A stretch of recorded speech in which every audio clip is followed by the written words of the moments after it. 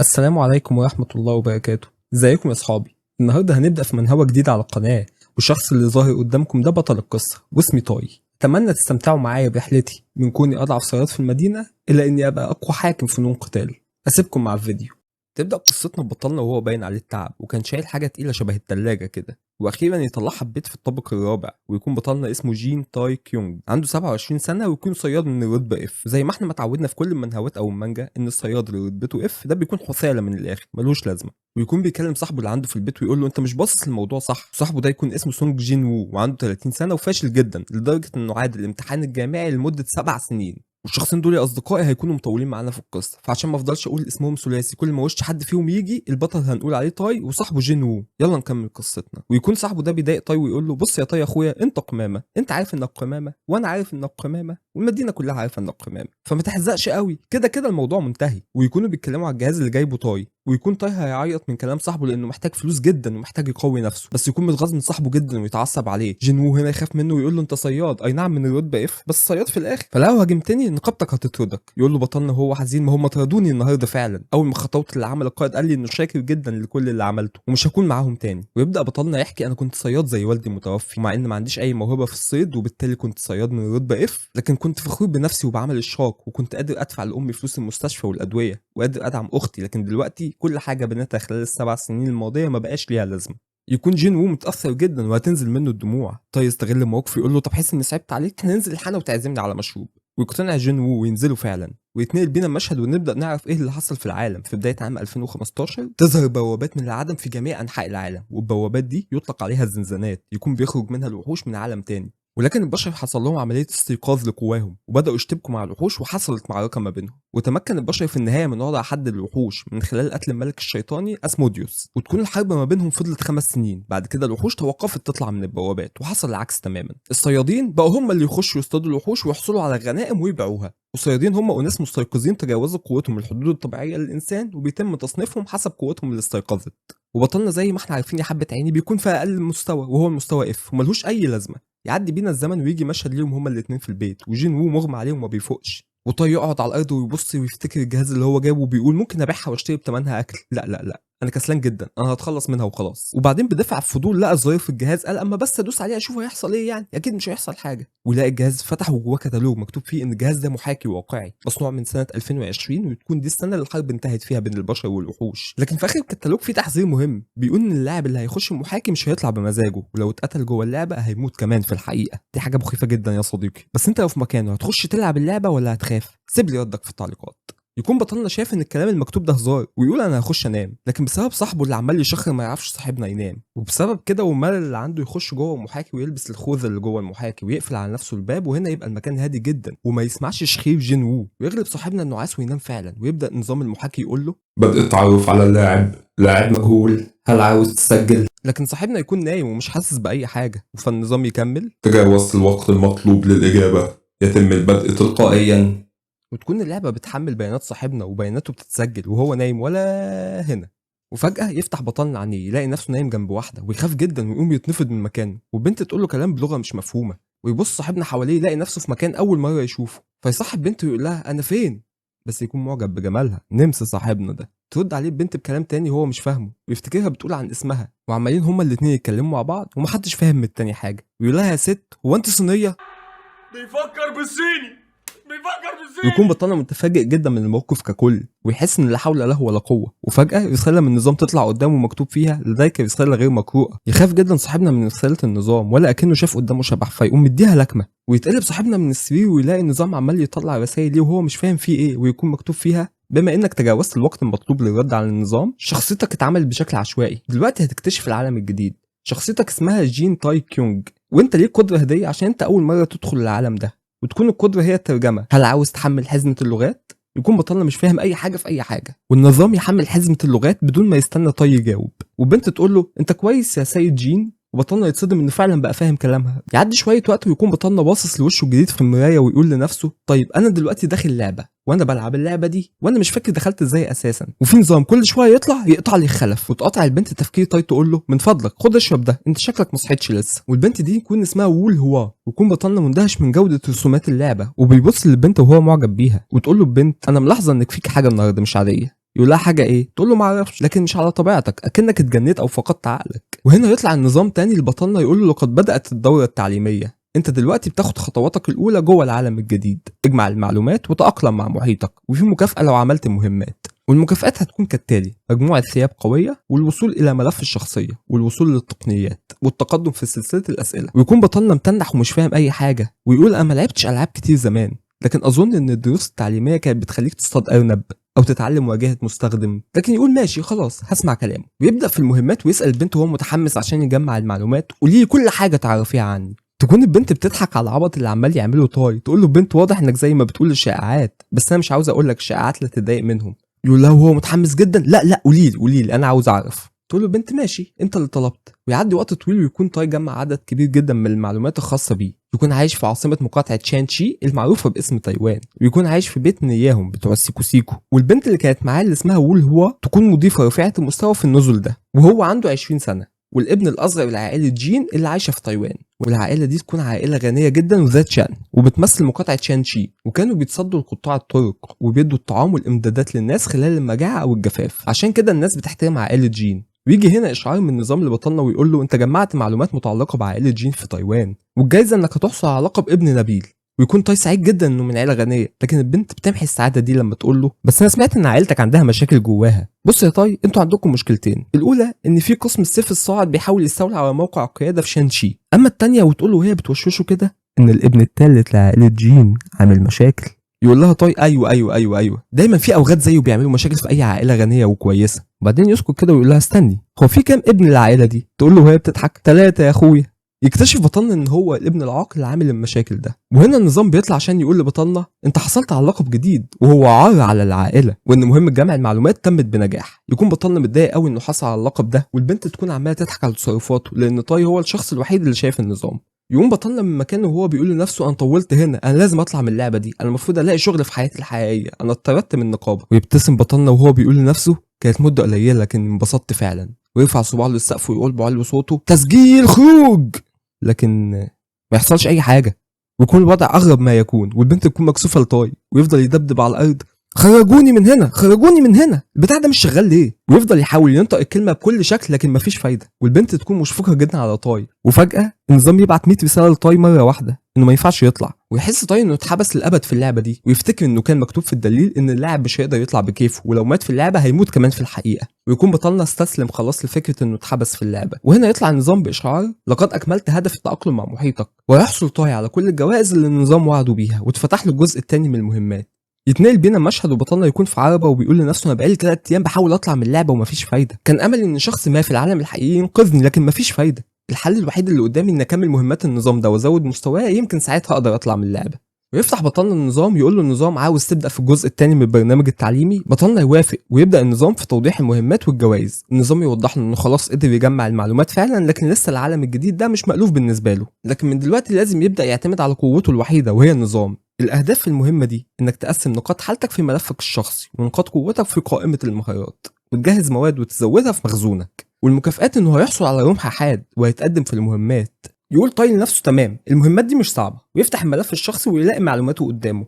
المستوى العاشر، الاسم جين تاي كيونج، الوظيفه محارب من الدرجه الثالثه، الشهره 0، اللقب ابن النبيل مفعل حاليا، اللقب الثاني عار على العائله مفعل حاليا، وتكون كل السمات عنده 10 والنقاط المتاحه 100 نقطه. ويكون لقب ابن النبيل ولقب الابن العار ليهم تاثير على احصائيات بطلنا، الاثنين زي بعض بالظبط، الاحصائيات 5 والشهره 50، لكن واحده بتزود وواحده بتنقص، اكنك يا ابو زيد ما غزيت. ويكون بطلنا مش مصدق اللي شايفه، ازاي احصائياته متدنيه كده والقابه سيئه، حتى مستواه واقع خالص. ويبدا بطلنا في رفع احصائياته وقوته بحذر شديد، وضع 30 نقطه في القوه و30 في التحمل و40 في الرشاقه، ويحس طيب بطاقه قويه جدا بتملى جسمه، وكان حس بنفس الاحساس لما قوته استيقظت في العالم الحقيقي من 7 سنين. وهنا النظام بيقول له ان مستوى الوظيفه اتقدم للمستوى الثاني، وانه اكمل مهمه توزيع النقاط. بعد كده يخش بطلنا على نافذه المهارات ويلاقي كل المهارات عنده غير متاحه، والحاله البدنيه 10 والحاله الداخليه 10 والنقط المتاحه 100. والنظام يوضح له انه لا يمكن ان يستخدم فنون الدفاع في الوقت الحالي بسبب عدم ممارسته ليها، فهو نسي كل حاجه. يكون بطلنا متعصب من الشخصيه اللي بيلعب بيها دي، وبدا يهدي نفسه عشان يوزع نقاطه. فيبدا يوزع 60 في الحاله الجسديه و40 في الحاله الداخليه بناء على اللي كان متعلمه في العالم الحقيقي واسلوب القتال اللي متعلمه. وهنا جسمه يتبدل تماما ويمتلئ بقوه مهوله ويكون متحمس جدا للقوه اللي بيديها له النظام ويكون اتمم من المهمه الثانيه ويوصل لاخر مهمه وهي المخزن ويكون في المخزن الثياب اللي كسبها من الجزء الاول من المهمات ويلاحظ انه ممكن يبدل ملابسه باللي موجوده في المخزن عن طريق اوامر للنظام وبكده يكون بطلنا خلص كل مهمات الجزء الثاني والنظام يكافئه بجائزه وتكون الرمح الحاد لكن احصائياته ما تكونش قويه ويكون طاي مش مبسوط بيه. وهنا النظام يقول له بدأنا في الجزء الثالث من التدريب لكن فجأة سواق العربة يتوقف ويقول له انهم في مشكلة ويقول له النظام ان المهمة الثالثة انه هيتقاتل مع قطاع طرق عشان يطبق اللي اتعلمه والمكافأة للمهمة دي انه هيتعافى تماما وهيتقدم في سلسلة المهام. وهنا تظهر المرة الأولى عقوبة الفشل وتكون عقوبة الفشل في المهمة دي هي الموت. يبص بطلنا العصابة اللي قدامه ويلاقيهم جاهزين بأسلحتهم ويكون متعصب جدا من السواق العجوز ويقول له بقى دي المشكلة الصغيرة اللي بتقول عليها ويكون عددهم 6 ويكون السواق أول مرة يواجه قطاع طرق في المكان ده ويقول للسواق أكيد هم حمقى عشان يحاولوا يسرقوا داخل أراضي عائلة جين ويقول بطلنا في نفسه طبعا مش بمزاجهم ده بسبب انهم متعلقين بالمهمه اللعينه ويكون العجوز بيستعد للقتال ويكتشف بطلنا هنا انه مش سواق عادي ده مقاتل عنده اساليب الدفاع عن النفس.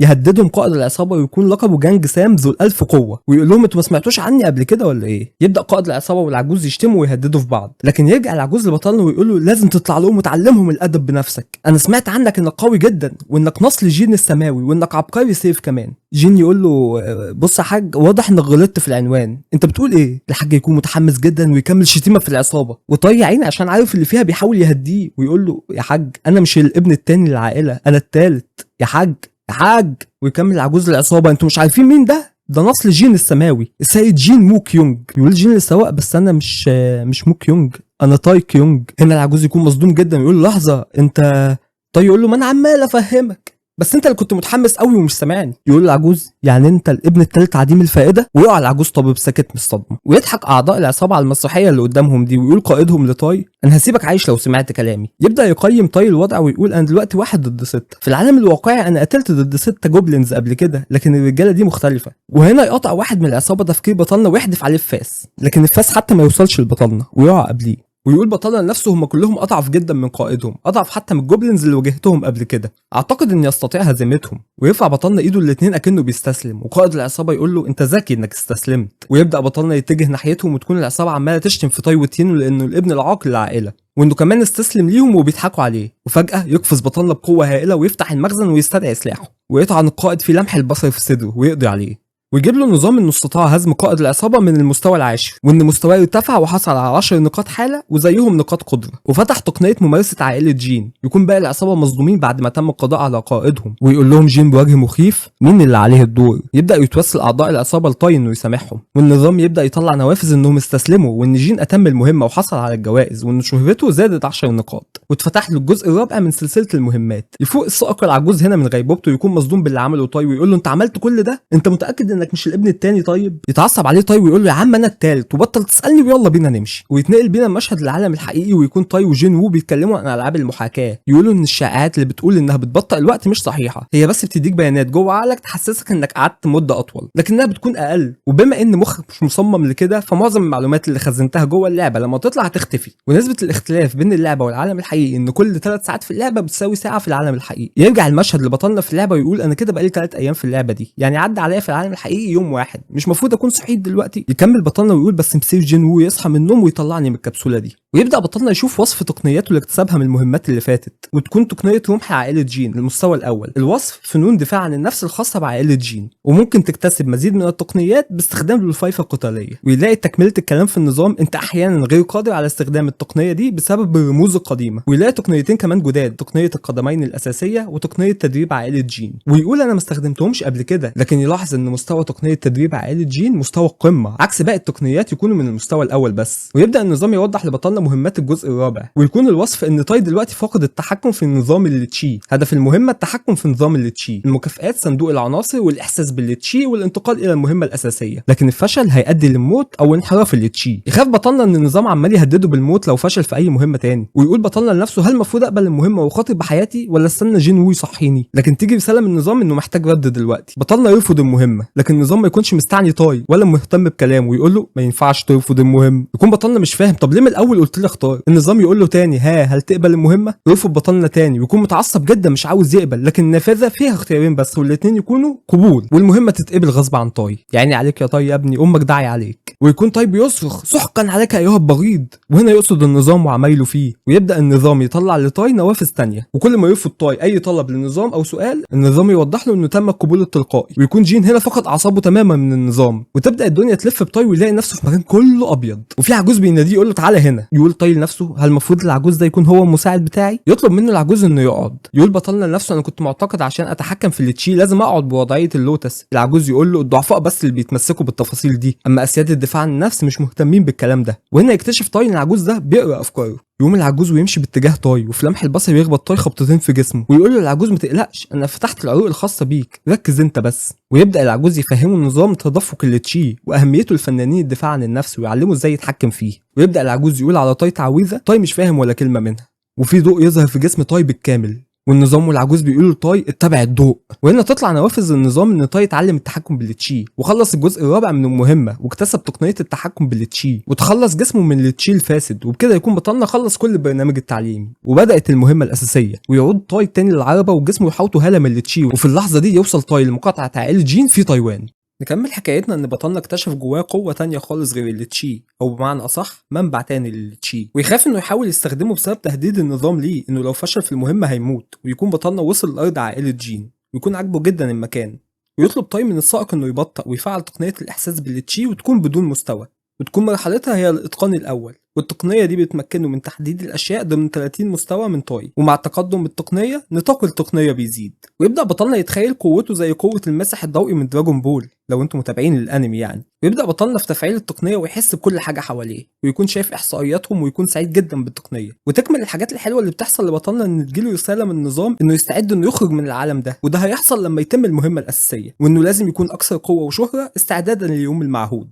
وتكون أهداف المهمة الأساسية إنه يوصل للدرجة العليا من المهمة الأولى ويوصل لمستوى 30 ويحصل على 500 نقطة شهرة، والمكافأة هتكون تسجيل الخروج. يكون بطلنا هيعيط وسعيد جدا. وهنا يوصل بطلنا للبوابه ويوقفهم الحراس ويسالوا عن هويه الشخص، ويقول للسواق للجندي احنا جايين من نزل السيكو سيكو. يسالوا الجندي وليه ممكن يجي شخص من نزل سيء السمعه ده لبيت عائله جين، لكن طاي يتدخل ويقول احم احم انا هنا، ويقفل الباب عليه ويقول للجنود كملوا عملكم الجيد يا شباب. يفتح الجندي الشباك على طاي ويقول له انزل لي، ويبقى طاي مصدوم جدا ازاي جندي بيكلم حد من ابناء العائله بالشكل ده. يقول طاي للجندي انت شكلك مشوش، انا عايش هنا. الجندي يقول له فيها ايه ما انا كمان عايش هنا. بطلنا يقول لا لا لا انت شكلك فاهم غلط، انا الابن الثالث لعائله جين. فالجندي يقول له طب ما انا عارف يا اخويا عشان كده بقول لك انزل عشان نقوم بالنظام المعتاد. ويبقى طاي مش فاهم حاجه، وينزل طاي ويبدا الحارس يساله عن الاسم والانتماء والسن ومستوى فنون الدفاع عن النفس وجاي منين. يجاوب بطلنا على كل ده، لكن الحارس ما يكونش مصدق انه وصل للمستوى الثاني في فنون القتال. واضح جدا ان شخصيه بطلنا القديمه في عالم اللعبه قمامه زي العالم الواقعي. ويبدا الجندي في التهكم على طاي ويقول له شوف العيب، قاعد في نزل السيكو سيكو لعده ايام، انت اكيد انفقت كم هائل من الاموال هناك،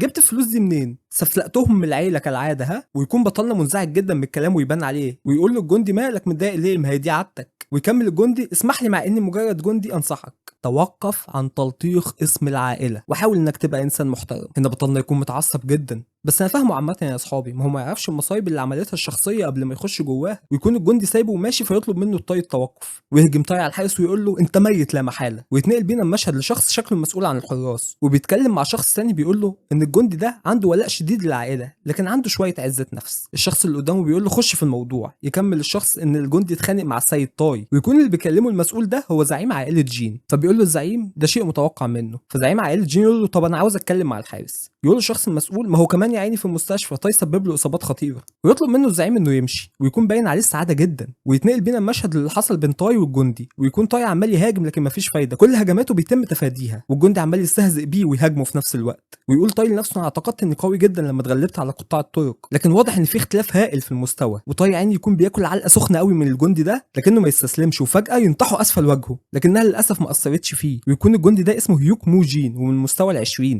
يقول بطلنا لنفسه انا لازم ابطل كلام وابدا ارفع مستواي، ويعني هيوك يكون بيعدم طاي العافيه. يرجع المشهد لبطلنا وهو في المستشفى وبيبدا يصحى، ويقول له الطبيب انه فقد الوعي لمده ساعه، ويكون جسمه مليان كدمات واصابات، ويطلب منه انه يرتاح. ويفتح بطلنا ملفه الشخصي ويلاقي ان مستواه زاد وعنده نقاط متاحه لتوزيعها، ويوزعها كلها في خانه التحمل. ويقول يمكن لو كنت وزعت النقاط صح كنت هفوز، لكن لا هو في فرق مهول في المستوى، كده ما كنتش هقدر. انا لو عايز اهزم شخص زي ده لازم اتقن فنون الدفاع عن النفس. وفي اللحظه دي يخش زعيم العائله عليه ويسال الطبيب عن حالته، ويكون تاي منبهر بقوه الزعيم ونظام التحقق من اللي تشي مش قادر يحدد مستواه، ويكون الزعيم بيزعق في تاي والطبيب وبيقول كان لازم رجله كمان تتحطم، ويكون الزعيم بيتجهز انه يكمل على تاي وبيطلب من الطبيب انه يمشي دلوقتي، ويكون تاي بيتحايل على الطبيب انه ما يسيبهمش لوحدهم وينقذه، لكن الطبيب لا حول له ولا قوه، يضطر يمشي. يتجه الزعيم ناحيه تاي ويكون تاي هيعملها على نفسه من الخوف، ويقول له الزعيم انت امتى هتكون شخص كويس وعاقل وتبقى مسؤول وتبطل اللي بتعمله ده، لكن يمسك الزعيم ايد تاي برفق، لكن في الناحيه الثانيه بيعلي صوته وبيقول لو فضلت تتصرف كده هتتلقى عقاب شديد،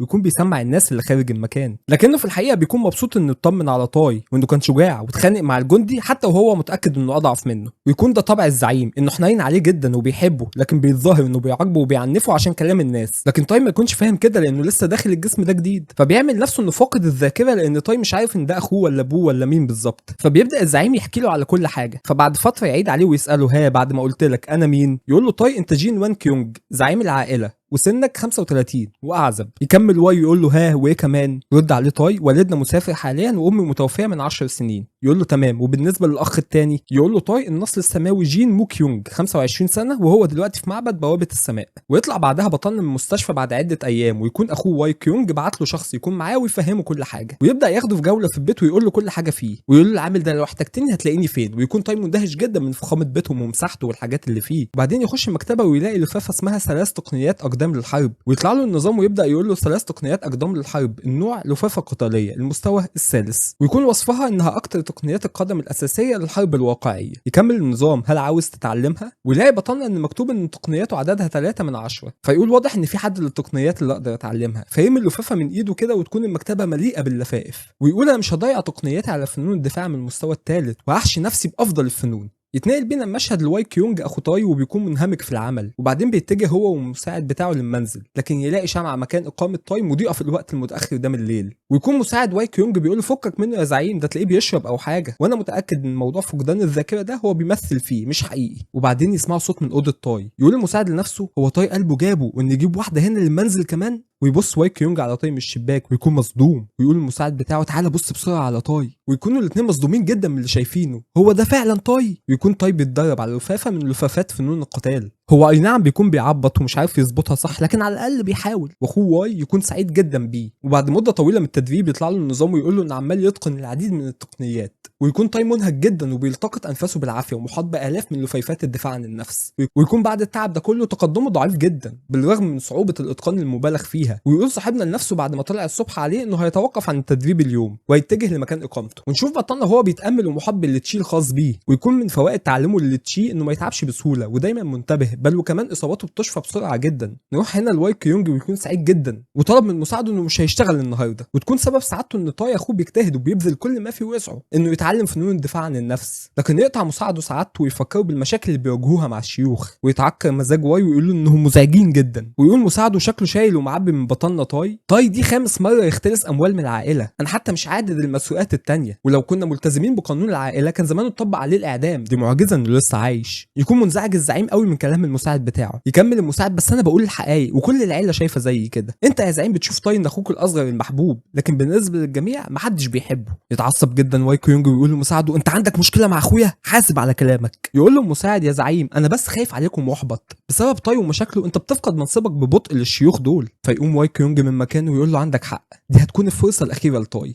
يكون المساعد عاوز الزعيم يرجع في كلامه ويعاقب تاي، لكن الزعيم يقول له انا قلت كلام نهائي، هو مش بس فقد ذاكرته لكن اصبح شخص مختلف تماما بسبب كده. وهنا تيجي فكره عظيمه قوي لواي كيونج، ويطلب من المساعد بتاعه وي بينج انه يطلع امر باسم الزعيم، ويكون كالتالي ان بسبب مشاكل تاي هيتحبس في كهف التدريب لمده طويله جدا من الزمن لحد ما الزعيم ينهي العقاب. يتجه المساعد والجنود ناحيه تاي ويكتفوه ويقودوه ناحيه الكهف، يكون تاي غاضب جدا ويقول لهم هل دي جزاتي اني سالتكم عن مكان تاني للتدريب؟ وايه قصه لحد ما الزعيم ينهي العقاب؟ انتوا مجانين. هنا مساعد واي كيونج يستخدم تقنيه الادراك الروحي وبيكلم تاي وبيوصل رساله لتاي محدش غيره سامعها، وتكون دي تقنيه متقدمه جدا. يقول المساعد لتاي ممكن انت مش على علم بالكلام ده لكن لازم تاخد بالك انت عليك رقابه دقيقه جدا، كان ممكن العقاب يكون اسوأ من كده لكن للتجنب ده الزعيم حب يتولى الموضوع بنفسه، انما بالنسبه لمده العقاب فهل تعتقد ان الزعيم واي هيحبسك للابد؟ الموضوع مش هيزيد عن اسبوع واحد يعني. فطيب بجح يقول له طب ما تخليهم 3 ايام بس. يبص له المساعد بغضب ويقول له توقف عن الشكوى. ويكون طاي هدي بس يكون عنده فضول انه يحدد قوه المساعد، لكن النظام يجيب له نفس الرساله اللي جت لما حب يحدد قوه اخوه واي، فيمشي معاه طاي بدون اي مقاومه وحاطط لسانه جوه بقه. يوصل المساعد والجنود للكهف وهم مكتفين طاي، يكون الزعيم واي كيونج مستنيهم هناك، ويبدا يقول لطاي انا زهقت منك ومن افعالك وبسبب كده انا حكمت عليك بالحبس الانفرادي، هل عندك اي اقوال؟ يقول له طاي عشان يكمل التمثيليه انا هقبل اي عقاب، ويكون عامل نفسه ندمان.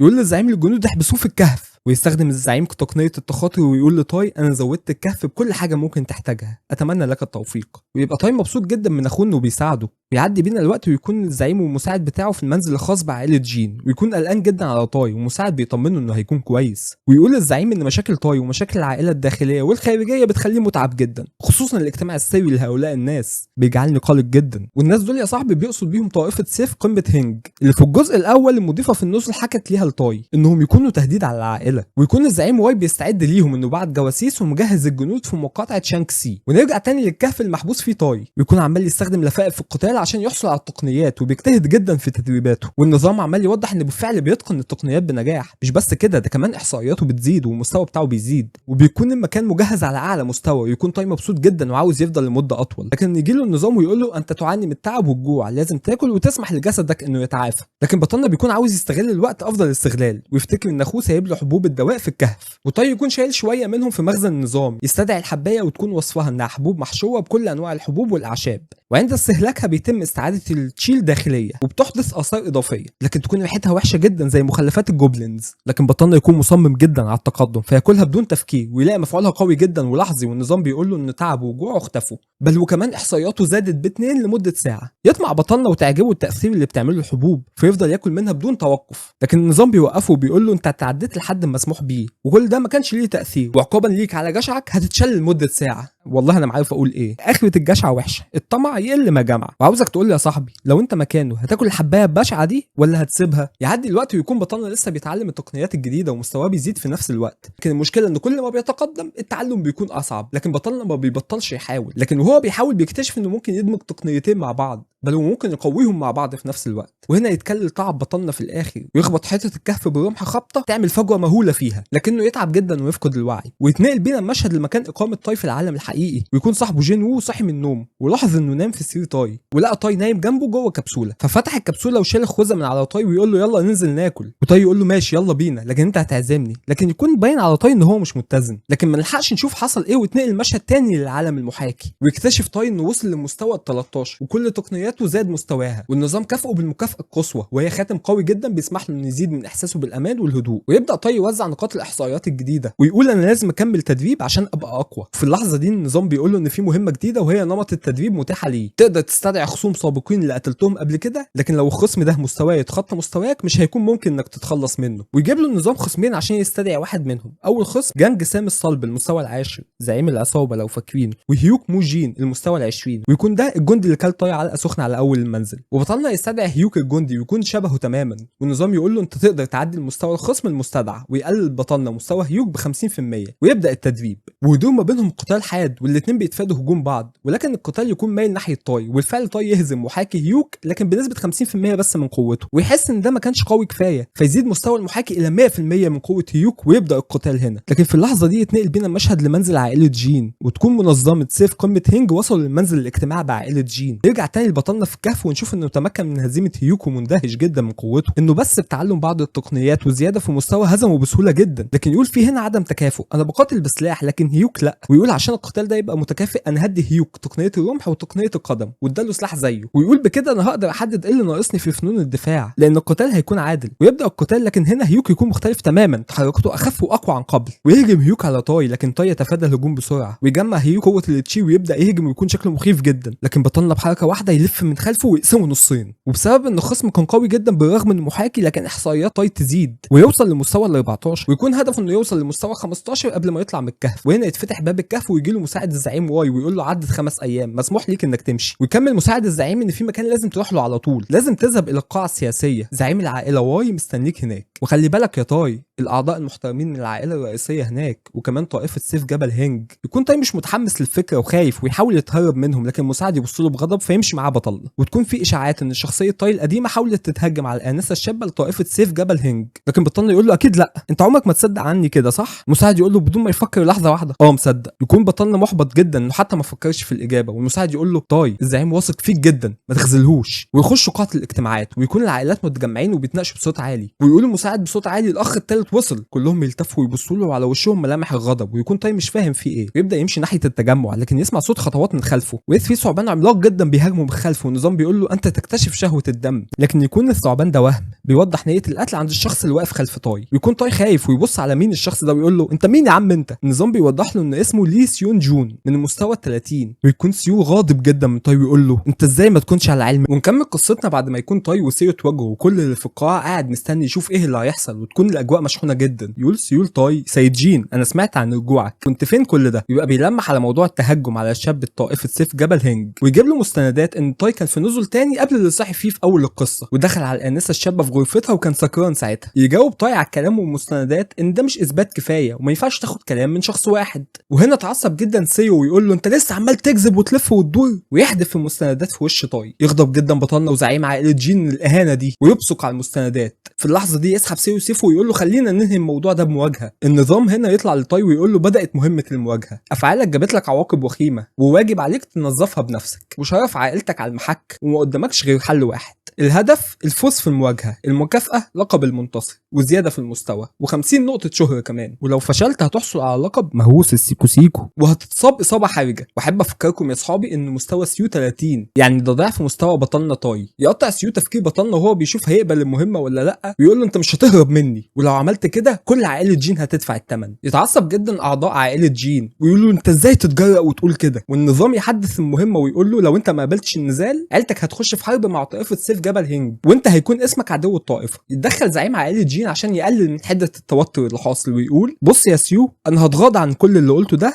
وهقول ان دي زله لسان. يقول سيول زعيم عائله جين واي كيونج زله لسان وهتتغاضى؟ انا مش جاي هنا لوحدي بدون دعم، انا معايا كل الصلاحيات من زعيم الطائفه والدي. فيقول واي كيونج طب انت عاوز ايه دلوقتي؟ يقول سيو انا عاوز نزال مع الوغد تاي. لكن واي كيونج ما يكونش سهل، يقول له انا ما بتكلمش عن كده، انا بتكلم عن هدفك الحقيقي. يبان سيو هنا على حقيقته ويقول وهو بيبتسم ابتسامه خبيثه طالما انت كشفتني انا هقول لك الحقيقه، انا عاوز اسحب سلطتك انت من تايوان، تكون عائله جين على اخرها من الولد سليط اللسان ده. ويقول له واي كيونج كلامك ده مرفوض. يقول له سيو خلاص يبقى سيبني انا وتاي نتقاتل. يرفض واي كيونج الطلب ده كمان، فيقول سيو هو مبسوط وواضح ان دي كانت خطته من البدايه، اذا هي الحرب. يتنهد تاي ويستعد انه يتدخل عشان يلم الموضوع. يقول حسنا انا هتولى الامر من هنا، ويستدعي رمحه من مخزن. ويكون ده وسط دهشه من كل الموجودين حتى اخوه المساعد، ويكون الزعيم واي كيونج خايف على تاي جدا. وتاي يقول لسيو هو بيستعد للقتال خلينا نخلص الموضوع ده ما بيننا. ويبتسم سيو بكل خبث ان اخيرا تاي وافق يقاتله وهيقضي عليه. ويتنقل بينا المشهد لساحه القتال في منزل عائله جين، ونشوف تاي وسيو واقفين قدام بعض بيستعدوا للقتال. ويكون تاي خايف جدا من فرق المستوى اللي ما بينهم، لكن سيو بيبقى واقف وبيتوعد لتاي. لكن واي كيونج زعيم العائله يستخدم تقنيه التخاطر ويقول لتاي اهدى وخد نفس عميق واياك تخاف، لو حصل حاجه انا هتدخل بنفسي انا معاك. ويطمن بطلنا شويه انه على الاقل مش هيتقتل. ويقول سيو لتاي انا عاوز اسالك قبل ما نبدا ايه اللي خلاك توافق على القتال وانت حثاله ما اتعلمتش فنون القتال وعايش حياتك كلها في الهلس؟ يقول تاي لنفسه ساعتها هو ده كان حلي الوحيد، اولا بسبب النظام، وثانيا بسبب اني كنت هبقى عدو للعائله وطائفه السيف في نفس الوقت، فده كان افضل حل عندي. لكنه يقول لسيو انا شايف ان عندي فرصه ضدك اني اهزمك. يضحك سيو جدا على تاي ويقول له انه واخد وجاهل، لكن على الاقل عنده عزه نفس. لكن تاي ملامحه تتبدل ويقول له انا هسالك سؤال، انت اللي مخطط لكل ده صح؟ وهنا يا اصحابي تاي يقصد اشاعه انه تهجم على السيده الشابه لطائفه سيف جبل نينج.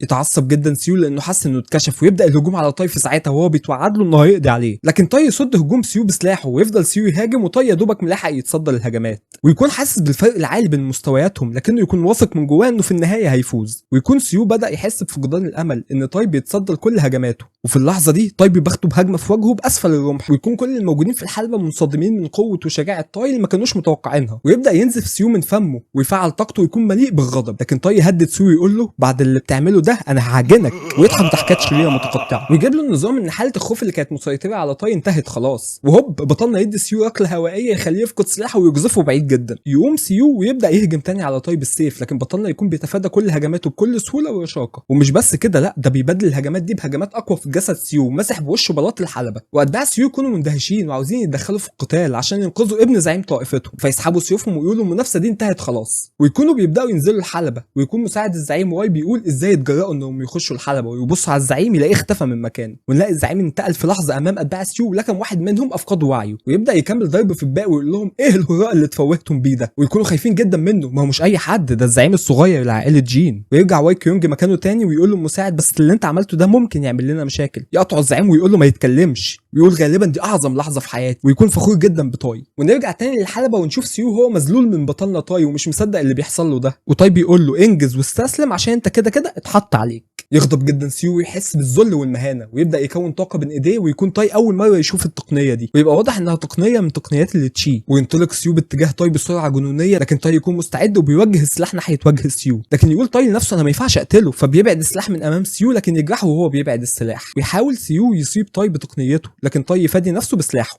لكن سيو يستخدم ايده التانية عشان يباغت تاي بهجمه من الاسفل، وفعلا يصيب تاي في وجهه، لكن تكون الاصابه طفيفه، وتاي تجنب اغلب الضربه، ويقوم تاي نازل عليه بقلم خدامين على وشه ويعدمه العافيه، ويكون سيو استخدم كل طاقته في الهجوم اللي فات ده، ويكون حرفيا وشه اتعمل جزامه من تاي، وينهي تاي القتال بلكمه في بطن سيو، ويقع سيو مهزوم، وكل الموجودين ما عدا طائفه سيف جبل نينج بيهتفوا لتاي، والنظام هنا يطلع ويقول ان تاي اكمل المهمه وحصل على المكافآت وزود مستواه ومستوى تقنياته، ويتنقل بينا المشهد لواي كيونج والمساعد بتاعه، ويكون المساعد غاضب جدا ان الزعيم ساب كل شغله وقعد يعمل لوحه، وتكون اللوحه دي بخصوص قتال تاي وسيو، ويكون الزعيم سعيد جدا وفخور بتاي وباللوحه اللي رسمها، ويكون المساعد كمان مندهش من قوه تاي الجديده، وفجاه تيجي رساله للزعيم لكن ما نشوفش محتواها، ويقول للزعيم لدينا مشكله، ونروح لسيو اللي يكون فاق ويلاقي نفسه في عربه، ويكون بيحلم بتاي، وده اللي صحيه من النوم مفزوع، ويكون ندمان وزعلان جدا انه انهزم من تاي، وتوعد انه هينتقم ويقتله كمان، لكن فجاه في ابره تخش في جبهه سيو، واضح كمان انها مسممه، ويظهر شخص من العدم ويكون مش باين وشه، ويقول لسيو السماح لك بالعوده لطائفه سيف جبل هينج هيحطنا في موقف صعب، ويكون سيو بينزف من فمه وواضح انه بيموت خلاص، ويشيل منه الابره المسممه ويقع سيو ميت مكانه، والسم يكون انتشر في كل انحاء جسمه، ويختفي الشخص الملثم ده ويقول وداعا سيد سيو، ويتنقل بينا المشهد لبطلنا تاي ويكون بيتامل في الكهف وبيقوي التشو الخاص بيه، ويكون سعيد جدا انه بقى اقوى وقادر يهزم شخص من مستوى ال30، لكن في مشكله واحده وهي هجوم سيو الاخير عليه اللي اتفادى بطلنا معظمه، لكن اصابته كانت قويه، فيتوصل بطلنا ان التشي هو السبب في القوه المهوله دي، ويكون بطلنا مستواه زاد ل17 وبقى محارب من المستوى الثاني والشهره 10 ويمتلك 4 القاب، ويبقى لسه قدامه وقت طويل جدا لحد ما يتمم اللي النظام طالبه منه، ويبقى متضايق قوي خصوصا ان التشي الخاص بيه ما بيزيدش، لكن يفتكر انه لما ايقظ التشي اللي جواه كان جواه مصدر تاني للتشي، لكنه خاف يستخدمه ساعتها لانه ممكن يموت في اللعبه وبالتالي هيموت في الحقيقه، لكن واضح انه لازم يستخدمه دلوقتي. ونروح لمنزل عائله جين ويكون واي كيونج عامل اجتماع مستعجل مع اعضاء العائله، ويخش عليهم فجاه الاجتماع شيوخ العائله ويقدم لهم كل اللي في المكان التحيه المناسبه، ونلاقي كل اللي في الاجتماع عمالين يقولوا كلام مش مفهوم وبيشاوروا على تاي، وبيكون تاي مش فاهم حاجه، وواحد من الشيوخ بيبص له قوي ومتنح فيه، لكن واي كيونج يستخدم تقنيه التخاطر ويقول لتاي ان ده رئيس العائله الاكبر وهو يكون جدك ولازم تحترمه جدا، ويكون بيقول له كده طبعا عشان فاكر ان تاي فاقد الذاكره، ويقول له ما تبينش انك خايف، كل اللي طالبه منك انك تجاوب بصراحه، ويكون تاي مش عارف هو بيحصل ايه هنا اساسا، ويطلب واي كيونج من الجميع الصمت، ويبدا يسال تاي بما ان الزعيم في غياب ابي هسالك بداله، هل انت اللي سممت سيو جيون من طائفه سيف جبل هينج؟ يكون تاي مصدوم ومش فاهم حاجه، ويجاوب على واي واضح جدا ان ماليش علاقه بالتسمم ده، يسال واي كيونج وبقيه العائله هل عندك دليل على كده يا تاي؟ يقول لهم تاي وهو محبط مش مفروض يا شباب ان تبين على من ادعى ولا ايه؟ يغضب جدا اعضاء العائله من وقاحه تاي، لكن احد الشيوخ يهديهم ويقول لهم انا عندي سؤال واحد بس، هو كل ده بدا ليه اساسا؟ كل اللي في المجلس يقولوا كل ده بسبب الواد تاي وقله ادبه ومشي وبطال، ويكون كل العائله ضده، لكن يطلع 2 من العائله ويدافعوا عنه، واحد منهم يكون هو اللي كشف على سيو قبل ما يمشي وفعلا ما كانش مسمم، لكن في واحد زنخ وبايخ ولطخ يقول انا بقول اننا نسلم تاي لطائفه سيف جبل نينج عشان نتجنب الحرب بسبب انهم اقوى من عائله جين ومش هيكون في مصلحتنا القتال، ويكون مبتسم وحاسس ان كلامه لقى استحسان ومقنع، لكن هنا يغضب جدا الاخ الاكبر واي كيونج ويقول له انت عاوز تضحي بحياه اخويا الاصغر بدل ما يكون عندك دليل واضح؟ ده اللي بتقوله صح؟ يخاف اللطخ جدا ويقول لا انا بس قصدي. يكمل واي كيونج وهو مشتعل هل دي حاجه ينفع يقولها احد اسياد العائله؟ لكن يهدي واي نفسه قبل ما يعمل حاجه في اللطخ ده. يكمل واي كيونج القتال كان عادل وتسمم سيو تم من قبل شخص تاني، انا متاكد انكم واثقين ان دي الحقيقه، لكن السؤال هنا انتم مستعدين تسلموا نفسكم للعدو بدافع الخوف؟ احنا ممكن نكون ما نعرفش مين اللي قتل سيو ولا مين السبب انه يجي اساسا، لكن اللي متاكدين منه ان طائفه جبل سيف نينج هي اللي بدات استغلال السيوف دلوقتي في حاجه واحده بس في ايدينا، وهي اننا نواجههم وجها لوجه بدون خوف. ويكمل واي: عاوزين تعيشوا؟ عاوزين تحموا العائله؟ لو هو ده فعلا اللي عاوزينه ابداوا في جمع قواتكم وابداوا الاستعداد للقتال، او ممكن بدل كل ده تعرضوا حياه اخويا للاوغاد دول. ودي فكره مش سيئه لو كنت عايز تعيش كخائن ذليل. سقفه يا جدعان، والله سقف على الخطبه المهوله دي من واي كيونج. بصراحه هو شخصيتي المفضله في القصه. حابب اسمع رايك كمان، مين هي الشخصيه المفضله ليك في القصه لحد دلوقتي؟ واشترك في القناه واعمل لايك كده وكومنت جدعانه منك حبيبي. اسيبك مع القصه. هنا زعيم الشيوخ يقف يسقف كمان لواي على الخطبه الجميله دي ويقول له: انا معجب جدا بيك، هو ده الاسلوب الصح لقياده العائله. ويلف وشه ويقول: ازاي شخصيات اساسيه في العائله تقترح اننا نسلم حياتنا للعدو من اجل ايقاف القتال؟ لما نكون على حافه الحرب من المهم ان العائله تتحد. ويلف العجوز لواي ويقول له: ايه رايك اننا نسلم اللطخ ده بدل تاي؟ ويكون اللطخ خايف جدا، لكن واي كيونج يقول للجد: ما ينفعش نعمل كده، اللطخ ده كان مخلص للعائله لسنوات عديده، انا هتغاضى عن كلامه كانه زله لسان. وينتهي الاجتماع والجد يقول لواي نيابه عن المجلس: وانا كرئيس شيوخ ممتن جدا لفضلك. ويكون بيعتذر له، ويكون كل اللي في المجلس بيلوموا نفسهم وبيقولوا: احنا السبب، ما تعملش كده. لكن تاي ما يكونش مرتاح للي بيحصل ويحس ان في حاجه بتطبخ من تحت لتحت.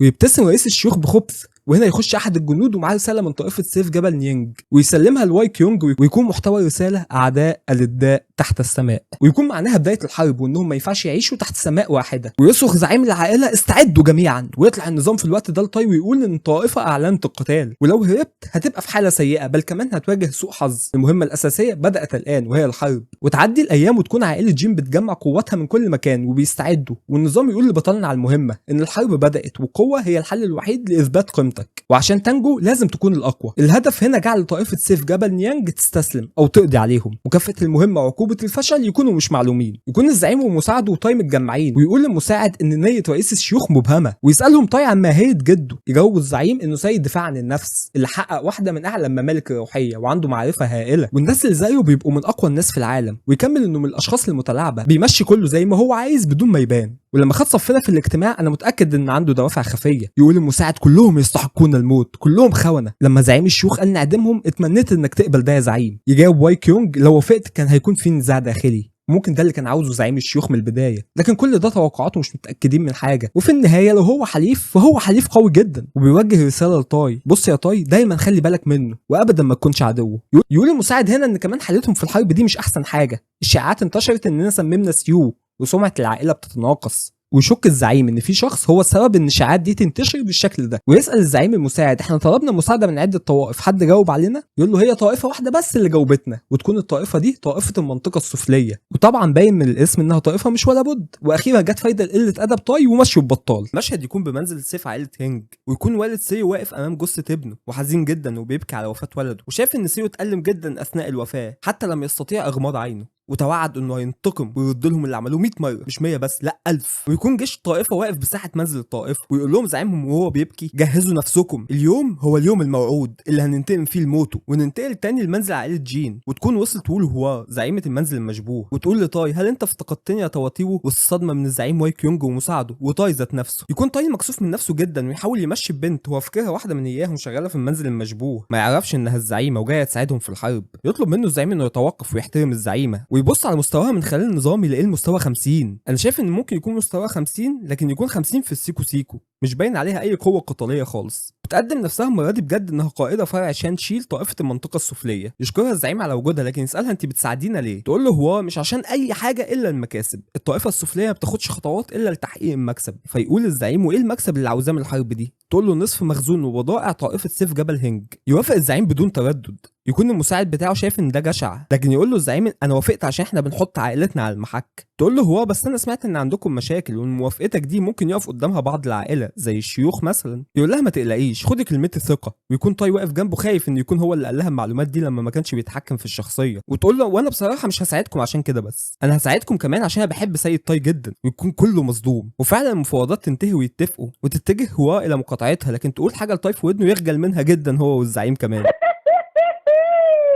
ويمضي الوقت ونشوف تاي وهو على وشه علامات الذهول والضيق، وعمال يقول لنفسه: دي لعبه، مجرد رسومات واوهام. ويكون ساعتها امام العديد من جثث عائله جين. يقول واي كيونج وهو بيتفقد الضحايا: كل ده ذنبي انا اللي وديت الشباب اللي ما يعرفوش حاجه عن فنون الدفاع عن النفس للحرب. يجي جده شيخ العائله الخبيث من خلفه ويقول له: هي دي الحرب، سواء فائز او مهزوم هتتلقى نفس الخسائر. ويكمل الشيخ ان رئيس طائفه سيف جبل هنج ويكون لقبه سيف الدم واسمه لي تشون بايك، على علم باساليب الحرب لانه عاش حياه متشرد من زمان. يغضب جدا واي كيونج ويقول له حاسب على كلامك، الاطفال دول كانوا جزء من العائله. يقول له الشيخ ما يختلفش اطفال عن جنود، كله هيموت وممكن يكونوا بيموت واحنا بنتكلم دلوقتي. يقوم واي كيونج من مكانه يزعق لزعيم الشيوخ، يقول له زعيم الشيوخ ان الحرب بدات دلوقتي وكل حاجه وليها ثمن، لازم ما تنساش حقيقه انك الزعيم الاصغر للعائله وانت المسؤول عن الحرب. ساعتها واي كيونج يقول لنفسه هو فعلا مزعج بس عنده حق، لازم ما افقدش تركيزي. ويلف زعيم الشيوخ وشه لطاي ويقول له انا سمعت انك واجهت قطاع طرق اثناء توجهك للمنزل وقتلت قائدهم كمان، ولو الشائعات دي صح اعتقد ان مهم لشخص من العائله الاساسيه يبقى موجود في الخطوط الاماميه. يكون طاي خايف جدا ومش عاوز يروح ويحس ان الارض بتتحطم من تحته. يسال زعيم الشيوخ واي كيونج ولا انت شايف ايه يا زعيم؟ يقول واي كيونج فعلا اعتقد انك هتساعدنا جدا يا طاي لو ذهبت. ويطلع النظام ان مهمه جديده بدات، ويكون زعيم الشيوخ عاوز يحط طاي في كتيبه تابعه لمجلس الشيوخ، لكن واي كيونج يرفض ده تماما وبيقول طاي من حسن حظي اني اتحطيت كقائد للحرس في فيلق الاستطلاع. طلع له النظام بالمهمه الجديده انه لازم يقود الجنود اللي معاه وينجز مهمته. الهدف هو كسب 100 نقطه، الجائزه والفشل تختلف حسب الاداء. ويكون متعين معاه 5 اشخاص ويكون باين عليهم الخوف ومستواهم متوسط، ويكون فيهم طفل متحمس جدا ويكون بيطلق على بطلنا تنين شانشي النائم. والمفاجاه ان الجندي اللي مسح ببطلنا بلاط المنزل هيوك معاه في الكتيبه. يطلع الصبح ويكون بطلنا وكتيبته ذهبوا لواجهتهم وهيوصلوا خلال يومين، ويكون اخوه واي كيونج قلقان عليه بس عامل انه مش قلقان. وتيجي رساله من المقاطعه السفليه ويكون فيها معلومات عن طائفه جبل نينج وانهم معاهم مقاتل قوي اسمه جو بيل، ويكونوا محققين تقدم هائل وبالشكل ده هيوصلوا تايوان وتكون واجهتهم القادمه هي مكان وجود طاي. ويؤمر الزعيم بدعم القوات هناك ب50 مقاتل، لكن المساعد يفكروا ان طاي هناك. الزعيم يخاف جدا ووشه يتلون من القلق. ويتنقل بينا المشهد لطاي وهو بيدرب الكتيبه بتاعته ويكونوا بيتقدموا فعلا، لكن هيوك يتعصب على طاي ويقول له الحرب بالنسبه لك لعبه، الوقت هو اهم حاجه وانت بتضيع وقتنا. يكون بقيه الجنود شايفين ان طاي بيعلمهم التشكيلات ومش متضايقين، لكن هيوك يقول لهم ده ليه ماضي وسخ، ده كان عمال يهرب من التدريب ويطارد النساء منذ طفولته، هو ما يعرفش اي حاجه عن الحرب، ناهيك بقى انها تبقى تكتيكات وبتاع، ولو على كده هنقول ماشي، لكن الاكبر بقى ان هو السبب في الحرب دي كلها. يبص له طاي ويقول له اللي انت بتعمله ده هيوك اسمه انقلاب.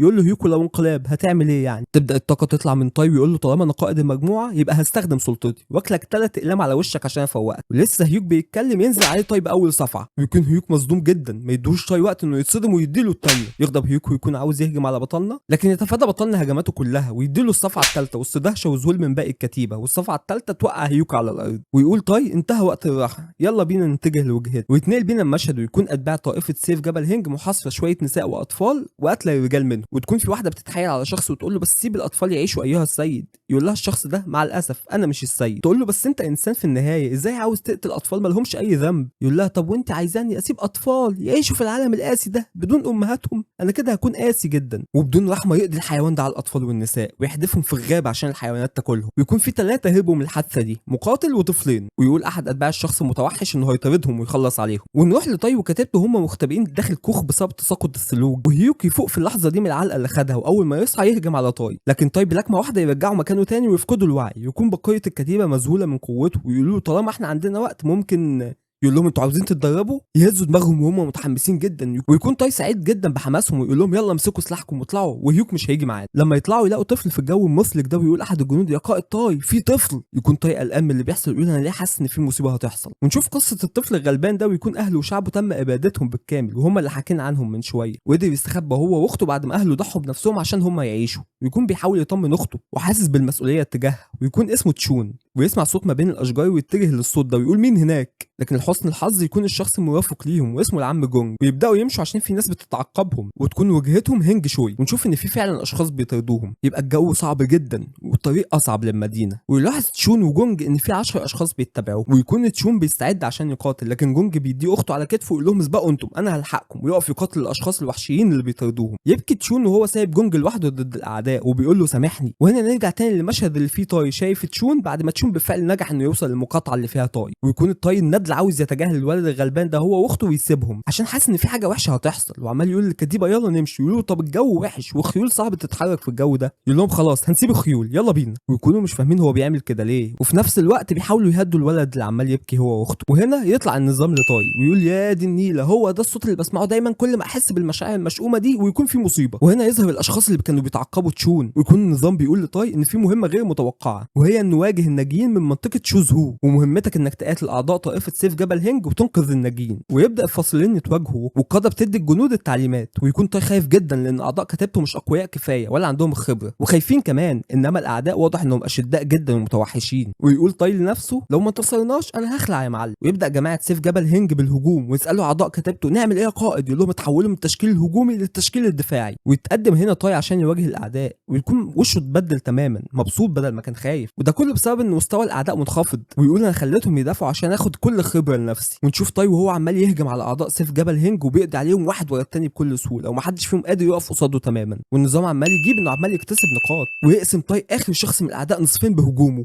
وما يكونش متبقي الا قائدهم اللي يكون ثابت مكانه بخوف. ويستخدم طاي تقنيته ثقب من السماء ويهجم عليه قائد الاعداء في نفس الوقت، لكن طاي يعمل ثقب ليه في صدره بهجومه ويقضي عليه طاي في الحال ويقع ميت مكانه. ويكون طاي بيزيد في نقاطه وهو بيضحك وسعيد جدا. ويتنقل بينا المشهد لجونج وهو بيفوق ويكون الاطفال سعيدين جدا انه لسه حي. انا كمان سعيد ان جونج لسه حي، وهكون سعيد كمان لما تعمل لايك وتشترك في القناه لان ده بيساعدني وبيحمسني اني اكمل في الملخصات. يلا ما اطولش عليكم نكمل. ويشكر جونج طاي لانه انقذه هو والاطفال ويقول له انا بس عملت الواجب. ويكون الندل ده عمل كده بس عشان النظام طلب منه، هو اساسا كان هيسيبهم يموتوا ويخلع منهم. ويسال طاي عن اللي حصل فيحكي له جونج انه هجم عليهم 100 شخص من عصابه مرتزقه لسيف جبل هنج وذبحوا شعبهم بهمجيه وولعوا في البيوت، وقدرت اهرب منهم انا والنساء والاطفال بسبب تضحيه زعيم المنطقه وجنودها. بس لما العصابه سمعت ده طردونا وقتلوا الجميع وما فضلش غيري انا والطفلين دول. ويقول له عدد المطاردين دول حوالي 30 بما فيهم جو بيل. ويكون طاي مصدوم جدا من العدد لكنه سعيد انه هيقدر يكتسب نقاط لما يقتلهم. ويقول لهم خلونا نستناهم هنا واحنا لازم نمحي الاوغاد دول، لكنه في الحقيقه كل همه النقاط وانه يزيد في المستوى.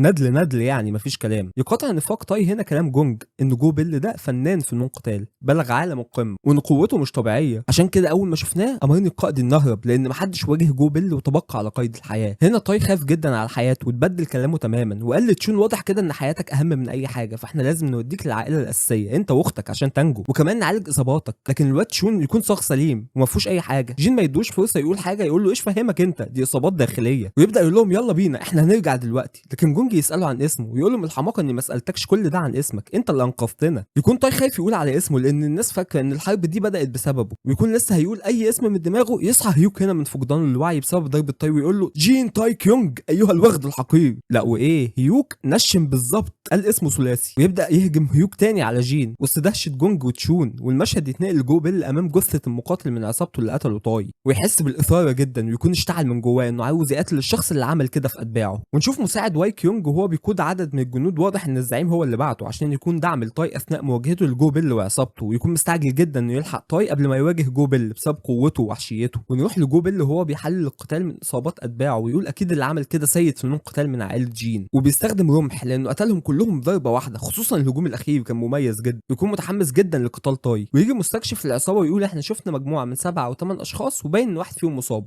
وتخلوا عن خيولهم كمان وماشيين ناحيه تايوان في الجبال، ويكون ناوي جو بيل يطاردهم. لكن يجي اشخاص من عائله سيف جبل هنج ويقول له شخص منهم انت كده بتخالف اوامر الزعيم. يتعصب جو بيل لكن يقول له ماشي نسيت، بس انت تقصد ايه باوامر؟ انا ما باخدش اوامر من حد، دي كانت مهمه. يقول له الشخص ده ما يختلفوش عن بعض، المهم انك تتجمع مع القوى الاساسيه بعد القضاء على شعب شذه. احنا تغاضينا عن موضوع مطاردتك للناجين لكن مش هنسمح بعصيان زياده عن كده. يتعصب جدا جو بيل انهم بيكلموه بتعالي، يقول له انت عمال تقول لي اسمح وما اسمحش وده مش هيحصل لاني ما بحبش الكلمه دي. لسه بيرد عليه الشخص من الطائفه لكن جو بيل يمسك برقبته في اقل من ثانيه ويكسرها ويقع ميت في مكانه بدون ما يلحق حتى يقاوم. ويقول جو بيل لباقي اعضاء الطائفه انا عشان كده بحب الحرب، ويبداوا يطلعوا سيوفهم لكن جو بيل بايديه فقط يقتلهم كلهم بضربه واحده وتكون ايديه ثابت اثر على اجسامهم من الضرب، ويقتل الاربع اشخاص في لمح البصر. ويقول انا بحب الحرب لاني ما بفتكرش انا قتلت مين، ويقول لبقيه عصابته هنكمل المطارده لانه كان اعجب بطاي. ونشوف طاي والبقيه وصلوا الكهف ويقول لهم طاي احنا هنبات هنا الليله، ويكون الكل نام ما عدا طاي وجينج بيحموهم وهم نايمين. ويكون طاي بيفتح كلام مع جينج لكن ساكت وما بيردش، ويقول طاي لنفسه كله بسبب الوغد هيوك هو اللي فضحني دلوقتي. يقطع نينج سكوته ويقول واضح مش كل الشائعات ينفع نصدقها،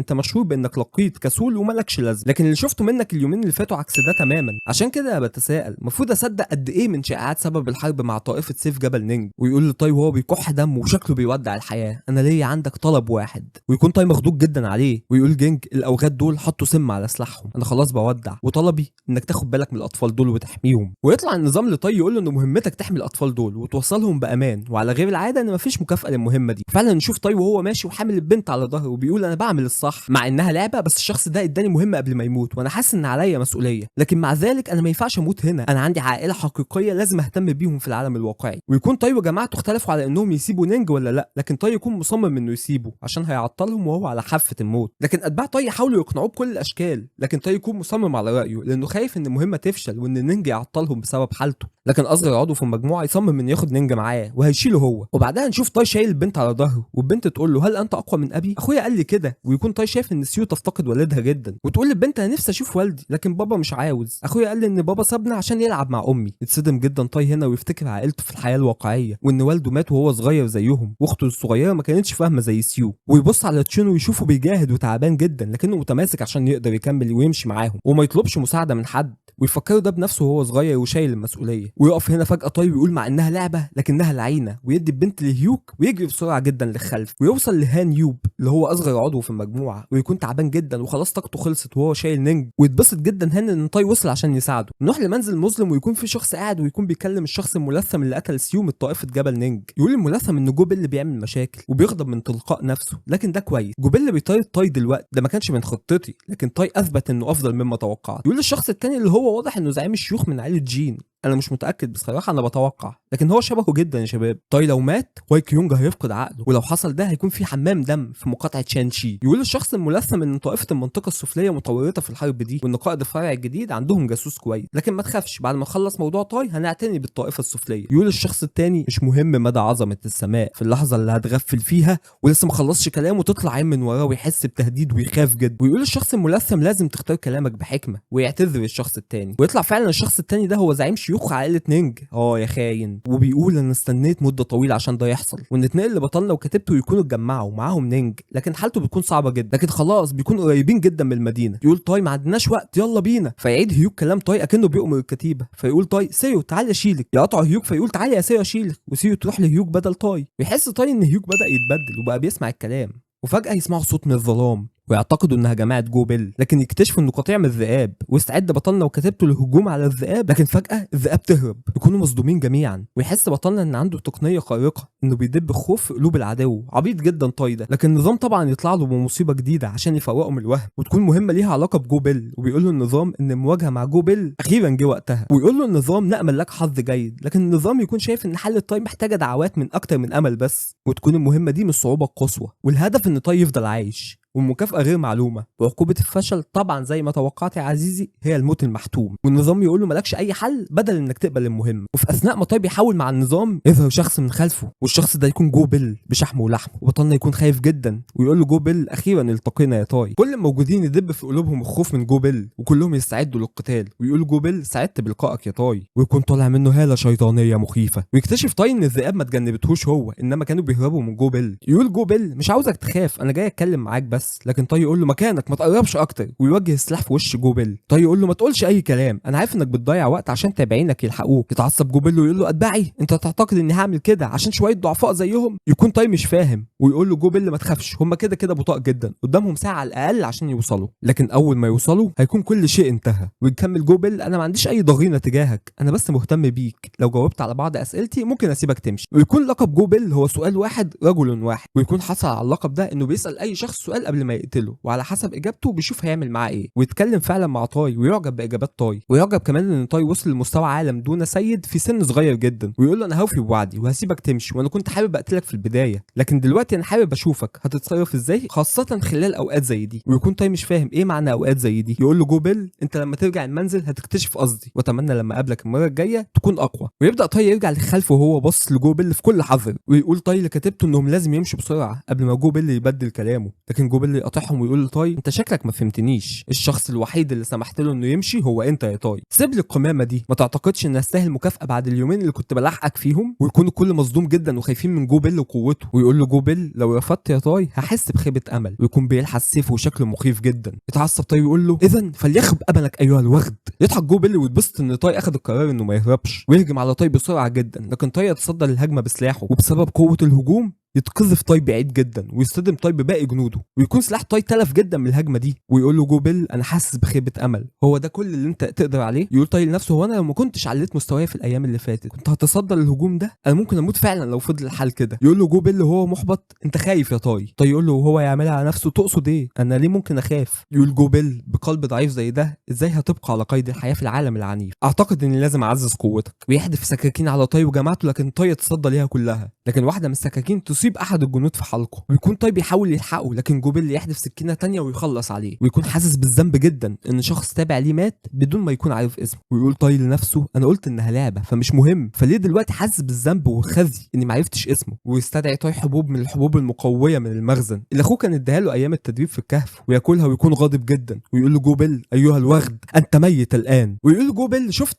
قلت لك الغضب محفز قوي، ويهجم طاي على جو بيل بالرمح، لكن جو بيل بيتفادى الهجمات ويصدها بدون اي مجهود ولا كأنه سلاح لعبه، ويكون معجب بموهبه طاي بالرغم من سنه، ويكمل طاي الهجمات لكن بدون فائده. جو بيل بيتجنبها كلها، لكن وجو بيل بيفتكر موهبه طاي وقوته وانه تمكن من القضاء على اشخاص اقوياء من جماعته. يهجم طاي بهجوم مفاجئ كان هيصيب جو بيل، لكن يتفاداه في اخر لحظه بس الوشاح بتاعه يتقطع من الهجوم. ويقول طاي سحقا الهجوم كان قريب جدا، كان ممكن اقتله فيها دي. يغضب هنا جو بيل ويقول له تموتني؟ كنت ناوي اسيبك تمشي بسهوله، لكن انك تقول كلام زي ده خصمك هو جو بيل، كلمه واحده ضربه واحده، استعد ايها الوغد. ويكون جو بيل شبه الشياطين بيطلع منه هاله مهوله وعينيه كلها غضب وينقض على طاي. والنظام يقول لطاي ان جو بيل مستواه غير معلوم ونشط حاله الهيجان، وتكون التقنيه دي بتزود القوه والخفه بشكل مهول. ويكون طاي حاسس انه انتهى، اذا كان في البدايه وما كانش قادر يلمسه دلوقتي هيعمل معاه ايه؟ ويهجم جو بيل على طاي، ومن شده الهجوم طاي يتحدف لمسافه بعيده جدا ويخبط في جبل يكسره. ويقول فعلا قوته وخفته اعلى جدا من قبل كده، لكن ليه لحد دلوقتي مش لاقي ولا ثغره عنده؟ ايه المفروض اعمله؟ ايه اللي ممكن اعمله؟ ويكون اتباع طاي جايين من خلف جو بيل، وجو بيل بيهجم على طاي في نفس الوقت، ويقول لهم طاي وهو بيتجنب الهجوم في اخر لحظه ما تجوش ما تقربوش عليه. ويكون عاوزهم يبعدوا مش عشان خايف عليهم، انما عشان لقب المنتصر ما يختفيش، وهو لقب بيزوده 10 نقاط لو كان بيقاتل لوحده. لكن طاي وهو بيفكر هيعمل ايه يهجم عليه جو بيل تاني، لكن طاي يتصدى بصعوبه للهجوم، ومن خلف جو بيل يهجم اتباع طاي عليه، لكن يلاحظهم ويبص لهم وعينه كلها شر وباين انه مش هيطلع عليهم صبح. بعد ما وقفنا في الجزء اللي فات وكان اتباع طاي بيهاجموا على جو بيل، يلتفت ليهم جو بيل ويقول لهم انتم آفات مزعجه، وبحركه واحده يصد ضربات الاثنين بايده فقط ويهجم على طاي في نفس الوقت. ونشوف هنا انه قدر يحطم اسلحتهم بايديه بس، ويكونوا مصدومين جدا من قوته.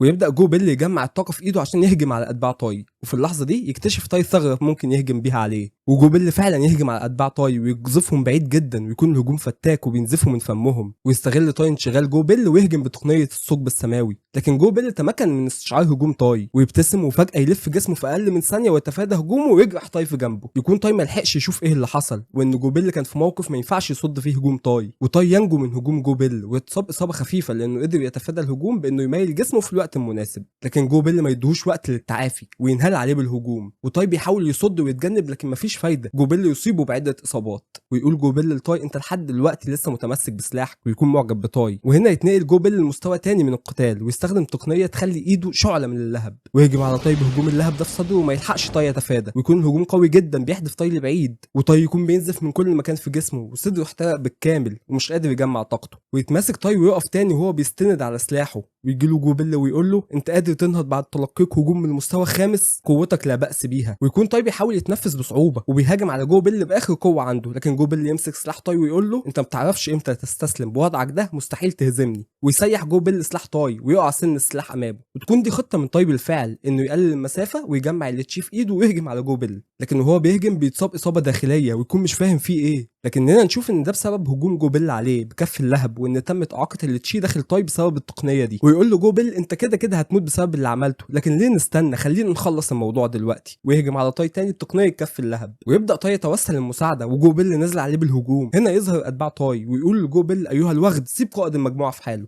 يتعصب منهم جو بيل ويقول انا هخلص عليكم الاول. وهنا طاي يقول له ايها الاحمق انا طول الوقت ده كنت، ويكون مش قادر يتكلم. جو بيل يقول له يا عم جمع كلمتين الاول وبعدين انطق. طاي يقول له انا كنت كل الوقت ده بقاتل زي الاحمق، ويستدعي طاي سلاح من المخزن فجاه ويسيب جو بيل في قدمه. يقع هنا جو بيل وطاي يفضل ويفضل يستدعي في الخناجر ويطعن بيها جو بيل في رجله، وجو بيل بيصرخ باعلى صوته وبيشتم تاي، ويمسك ايد تاي ويكسرها ويقول له انت كنت خافي سلاحك، ويحدف تاي بعيد بتقنيه من ايده. ويقوم بالفعل جو بيل متغلب على اصابته ويبدا يجهز تقنيه كف اللهب لكن في ايده الاثنين، ويقول لتاي ابعت تحياتي لسيد العالم السفلي. ويجي اتباع تاي عشان يلحقوه، لكن بعد فوات الاوان يهجم جو بيل على تاي ليكون مستند على شجره، ونشوف الدم بيتناثر وتاي بيكح دم من فمه. لكن فجاه نشوف جو بيل وهو مصدوم وبينزف وبيقول لتاي انت عملت ايه؟ انا متاكد انك ما كانش معاك سلاح. تاي يقول له انا كنت مستنيك تجمع اللي تشي عندك لاعلى مستوى عشان اهاجمك واسبب لك انسداد توزيع اللي تشي، وده هيسبب موتك في الحال. ونشوف ان جو بيل بيموت خلاص والسيف في بطنه. شيل جو بيل السيف من بطنه وهو بيصرخ ويقول ده مستحيل، ازاي شقي زيك يعمل فيا انا كده؟ ويبدا يجمع اللي تشي تاني في ايده لكن يقع مكانه وما يكملش التقنيه، ويكون ده بسبب هجوم تاي اللي سدله توزيع اللي تشي في جسمه. وطلب تاي من اتباعه انهم يساعدوه، لكن جو بيل يرفض الاستسلام ويقول انا وريث تقنيه كف اللهب، ما ينفعش اموت من حد زيك. ويبدا جو بيل في التحول وطاقه مهوله تملاه، ويبقى تاي فاكر انه اتصاب بانحراف اللي تشي، لكن جو بيل يكون بيحرق قوه حياته عشان يصمد وما يموتش ويقتل تاي.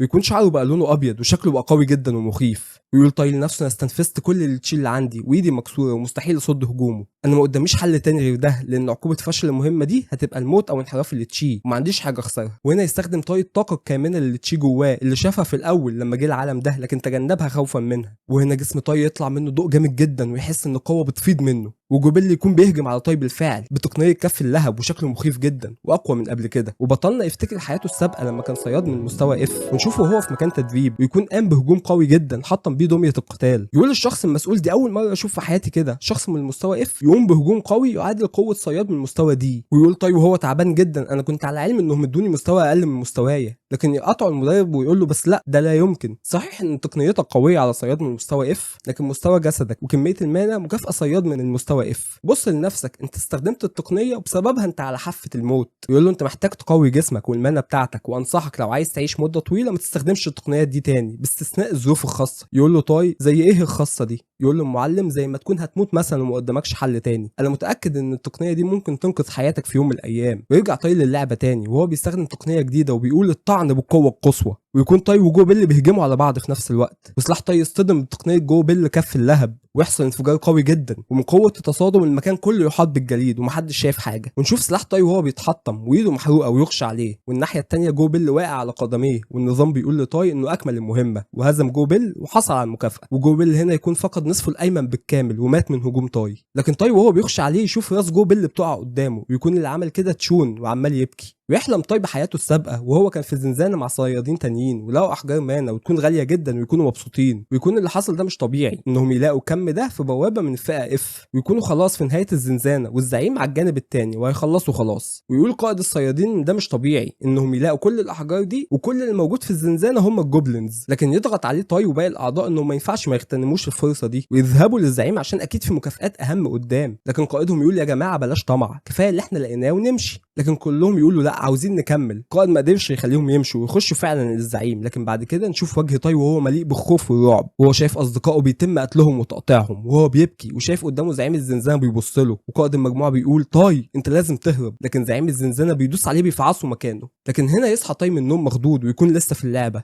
ويكون قدامه مساعد واي كيونج اخوه ويقول له انت اخيرا صحيت؟ يقول له تاي انا نايم بقالي قد ايه؟ يقول له المساعد 5 ايام، حالتك كانت صعبه جدا والطبيب قال انك ممكن ما تصمتش اليوم التالي. اخوك لما سمع الكلام ده اتعصب، لو ما كنتش انا موجود عشان اوقفه كان هيموت الطبيب. يقول له طيب وبجانب كده مفيش حاجه تانية حصلت؟ يقول له مساعد في الواقع في اخبار جيده واخبار ممتازه، تسمع ايه الاول؟ يقول له طيب جيده. يقول له مساعد كل الناجين من منطقه شوز هو عادوا بامان لمنازلهم، ومن مجموعتك انت 2 بس اتصابوا لكن وضعهم كان كويس. طيب يقول له ناجون استعدتم جثته؟ يقول له وعملنا له جنازه تليق بيه، وللاسف كان يتيم فما كانش في حد ننقل ليه ممتلكاته، ويكونوا زعلانين جدا عليه. لكن المساعد يقول دلوقتي هقول لك الافضل، بعد قتالك بيومين في هنج تشو 100 مقاتل من نخبه من العائله الاساسيه تقاتلوا مع 200 من المقاتلين الطليعه في طائفه سيف جبل هنج، وهزمناهم هزيمه ساحقه، 30 مقاتل بس اللي نجوا من سيف جبل هنج، وده نفس العدد اللي اتصاب من جانبنا، مع اننا ما قدرناش من القبض على سيو جوانج الزعيم الاصغر للطائفه، لكننا استطعنا هزيمه 2 من ساده الدفاع عن النفس اللي كانوا تحت سلطته واسمهم التوأم الشيطاني لجبل هنج. يقول طيب مين اللي هزمهم دول؟ القاده الكبار؟ يقول المساعد لا انا والزعيم واي كيونج، كل واحد فينا مسك واحد فيهم وعدمناهم العافيه، لكن ما كانوش سيئين. طيب يقول لنفسه قتالي مع جو بيل كاد ان يقتلني، وده بيقول ما كانوش سيئين على ناس في نفس مستوى جو بيل، الشخص ده اكيد وحش. يكمل المساعد على اي حال انا فعلا اتفاجئت، فعلا جو بيل بنفسه يضحك طاي وهو مكسوف يقول له بشكل ما استطعت هزيمته، لكني مش هكون مدهش زيك انت واخويا اكيد. لكن المساعد يقطع نشوة طيب الفوز ويقول له لكن مع ذلك لما افتكر الاوقات اللي اتسببت فيها بالمتاعب لينا بيخلي دمي يغلي جدا. محدش كان متوقع النتيجه دي. بقى السيد طاي اللي كان بيختلس فلوس من العائله وبيصرفها في البيوت المشبوهه، اللي كان بيخش عليه في الاماكن العامه وهو سكران، والشخص اللي بيشوه مكانه العائله هيكون الشخص المحترم اللي قدامي ده. يكون طاي محرج جدا من كلام المساعد وحاسس بالخزي. يقول المساعد انا وي بينج مندهش للغايه، مع اني مش عاوز اقول كده. يقول طاي انا كنت محظوظ ان جو بيل قلل من حذره. يقول المساعد لا مش ده كل السبب، لو كان ده كل اللي محتاجه جو بيل عشان يتهزم ما كانش هيبقى بالسمعه دي. يتبسط طاي ويقول له يعني انا اقوى منه؟ يقول له المساعد انت عبيط، انت هتاخد قوه جو بيل ومكانته في عالم فنون القتال انها مسحه؟ لا يا معلم، هو كان قوي جدا واقوى منك جدا، لكنك كنت فقط قوي بما فيه الكفايه انك تقتل جو بيل باساليب مخادعه. ويكمل المساعد على اي حال مؤكد ان طائفه سيف جبل هنج تلقت صفعه قويه بسبب الحادث ده، ومش بسبب انهم فقدوا 3 بس من اسياد فنون القتال، بل في شيء تاني. يخش هنا زعيم واي كيونج ويكمل كلام المساعد ويقول انهم فقدوا حجتهم في اسباب بدء القتال ده، ان السيد الشاب الثالث لعائله جين قوي بما فيه الكفايه انه ما يستخدمش حيل زي السم عشان يخلص على حد.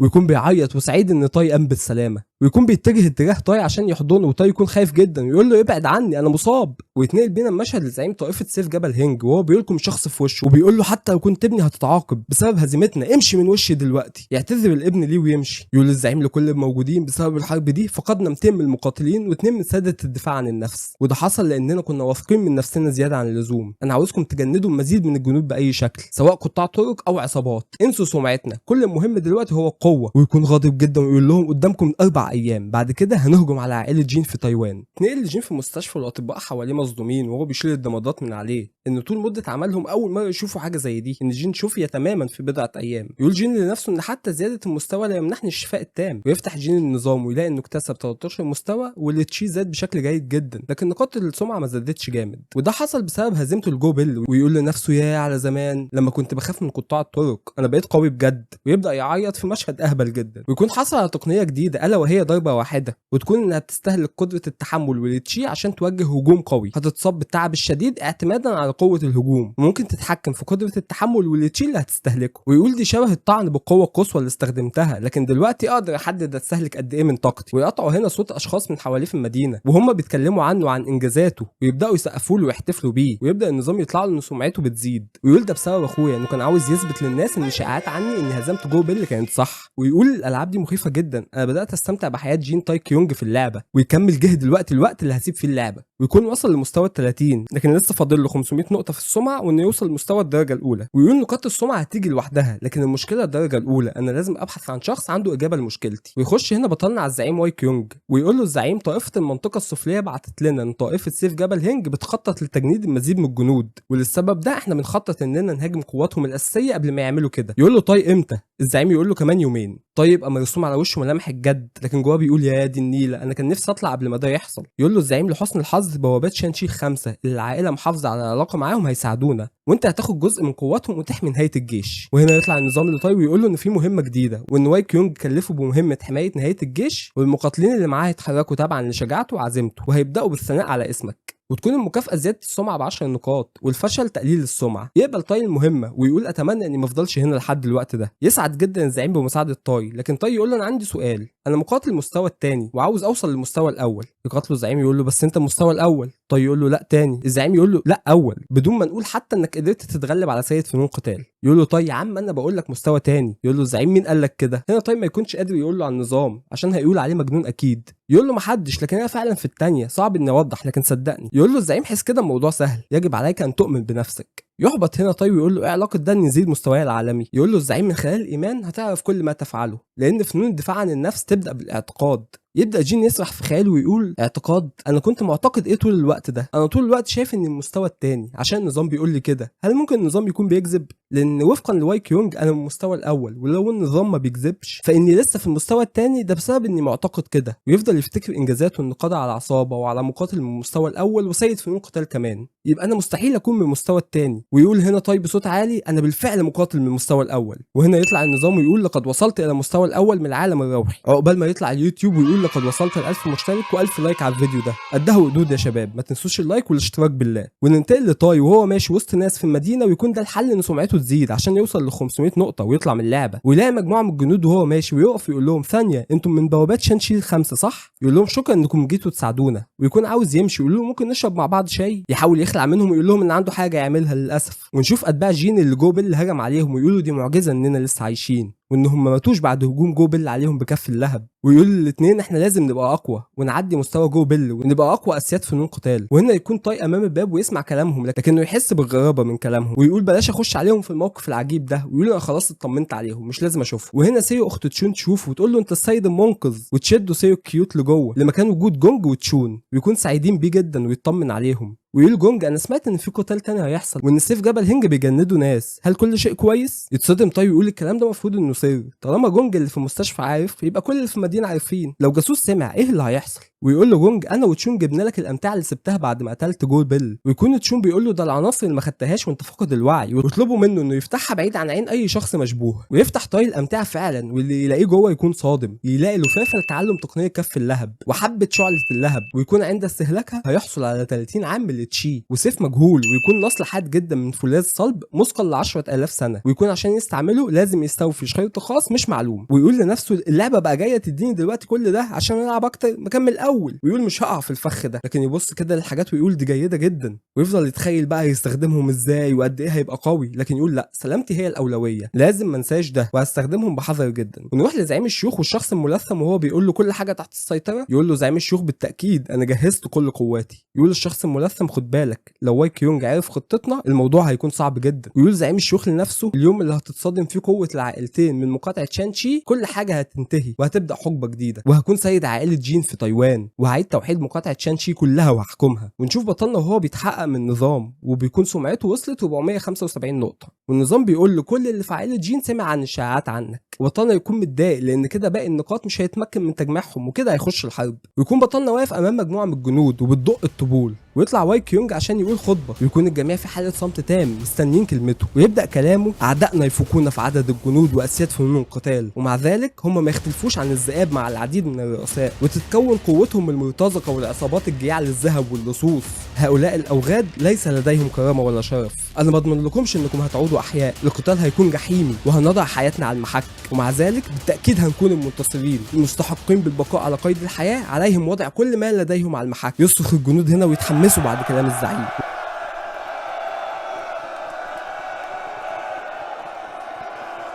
ونشوف جيش عائلة جين وهو ماشي بين الجبال عشان يتجه لقتال سيف جبل هنج، لكن الليل بيليل عليهم وبيباتوا في الغابة. ويكون جين بيكلم هيوك ويقول له انت بتعمل ايه هنا؟ انت المفروض تكون في المستشفى. يقول له هيوك انا اضرب جسدي، وهل تعتقد اني هفوت حرب بتتضمن اسم وشرف العائلة؟ ويكون هيوك تسلل من المستشفى عشان يكون موجود وهو لسه مصاب، ويكون طيب يتخانق معاه عشان هو لسه مصاب وعاوز يقاتل. وهنا يجي الزعيم ويقول لهيوك اجلس انت حالتك لسه مش جيدة، لكن مع ذلك اعضائك الداخلية شفيت تماما. ويطلب الزعيم من طاي انه ينضم له في نزهة، ويطمن الزعيم على طاي ويقول له انت كويس؟ طاي يقول له كويس جدا. ويكمل الزعيم انت مهمتك انك تكون في الجهه الخلفيه وتحميها، وتحت قيادتك مجموعه قليله، لكن يطلب منه طاي انه يديله مهمه، ويكون طاي عايز كده عشان يزود نقاط سمعته. ويكون الزعيم بيعيط من سعادته ان طاي قلبه على الجيش وعلى العائله، لكن طاي الوغد بيكون عاوز يحقق المهمات ويخرج من اللعبه قبل ما القتال يبدا، لكن الزعيم يقول له اخشى انك لن تستطيع، ويطلب منه انه بس يحافظ على حمايه الجيش من الخلف. يحاول طاي معاه لكن يكون الزعيم مصمم، ويقول له الزعيم انه اعطاه واحده من اهم الواجبات. يساله طاي ايه هي؟ يقول الزعيم انك تبقى على قيد الحياه. ويكمل الزعيم انت لازم تعمل اي حاجه عشان تفضل حي، حتى لو كل العائله ماتت لازم تهرب وتفضل حي، فاهمني؟ لو انت نجيت فده معناه ان العيله ما انتهتش وهتقوم تاني، انت والاخ التاني على حد سواء، قادرين انكم تكونوا شخصيات اعظم مني انا. ويسيبه ويمشي ويقول هي دي مهمتك. انا بدات اقلق يا جدعان، هو هيحصل ايه؟ اكتبوا لي في الكومنتات ايه توقعاتكم اللي هيحصل في الحرب دي. ونشوف الجيش وهو مكمل ناحيه مكان القتال، لكن طاي يلتفت ويشوف شخص مش عارفه بيبتسم ويقول له انت مين؟ يقول له انت نسيتني، انا من بوابات شانشي 5، ده انت صفحتني حتى. يتاسف له طاي ويقول له معلش ذاكره سمكه. يقول الشخص ده انا حسيت بخيبه امل لما كلفونا اننا نبقى في الجهه الخلفيه للجيش، ده مش بس بيقلل اننا ننجز عمل عظيم، بل وكمان كان نفسي اشوف اسلوب مسايفه السيد الكبير. يكون طاي مش فاهم وهو بيتكلم عن ايه، لكن يكمل الشخص ده ويقول مع ان الزعيم الاصغر موجود في القتال لكن وجود السيد الكبير اهم ومعروف عند الكل. ويكون بيتكلم عن زعيم الشيوخ، ويقول الشخص ان العجوز بطل معركه جنوميا وكان مقاتل لا يتسامح مع اي ظلم وانه شخص كويس، لكن طاي يكون عارف حقيقته انه مش شخص بالاخلاق دي. يساله طاي تعتقد اننا هنفوز؟ يقول له الشخص انا متاكد اننا هنفوز، نحن سنفوز بالتاكيد،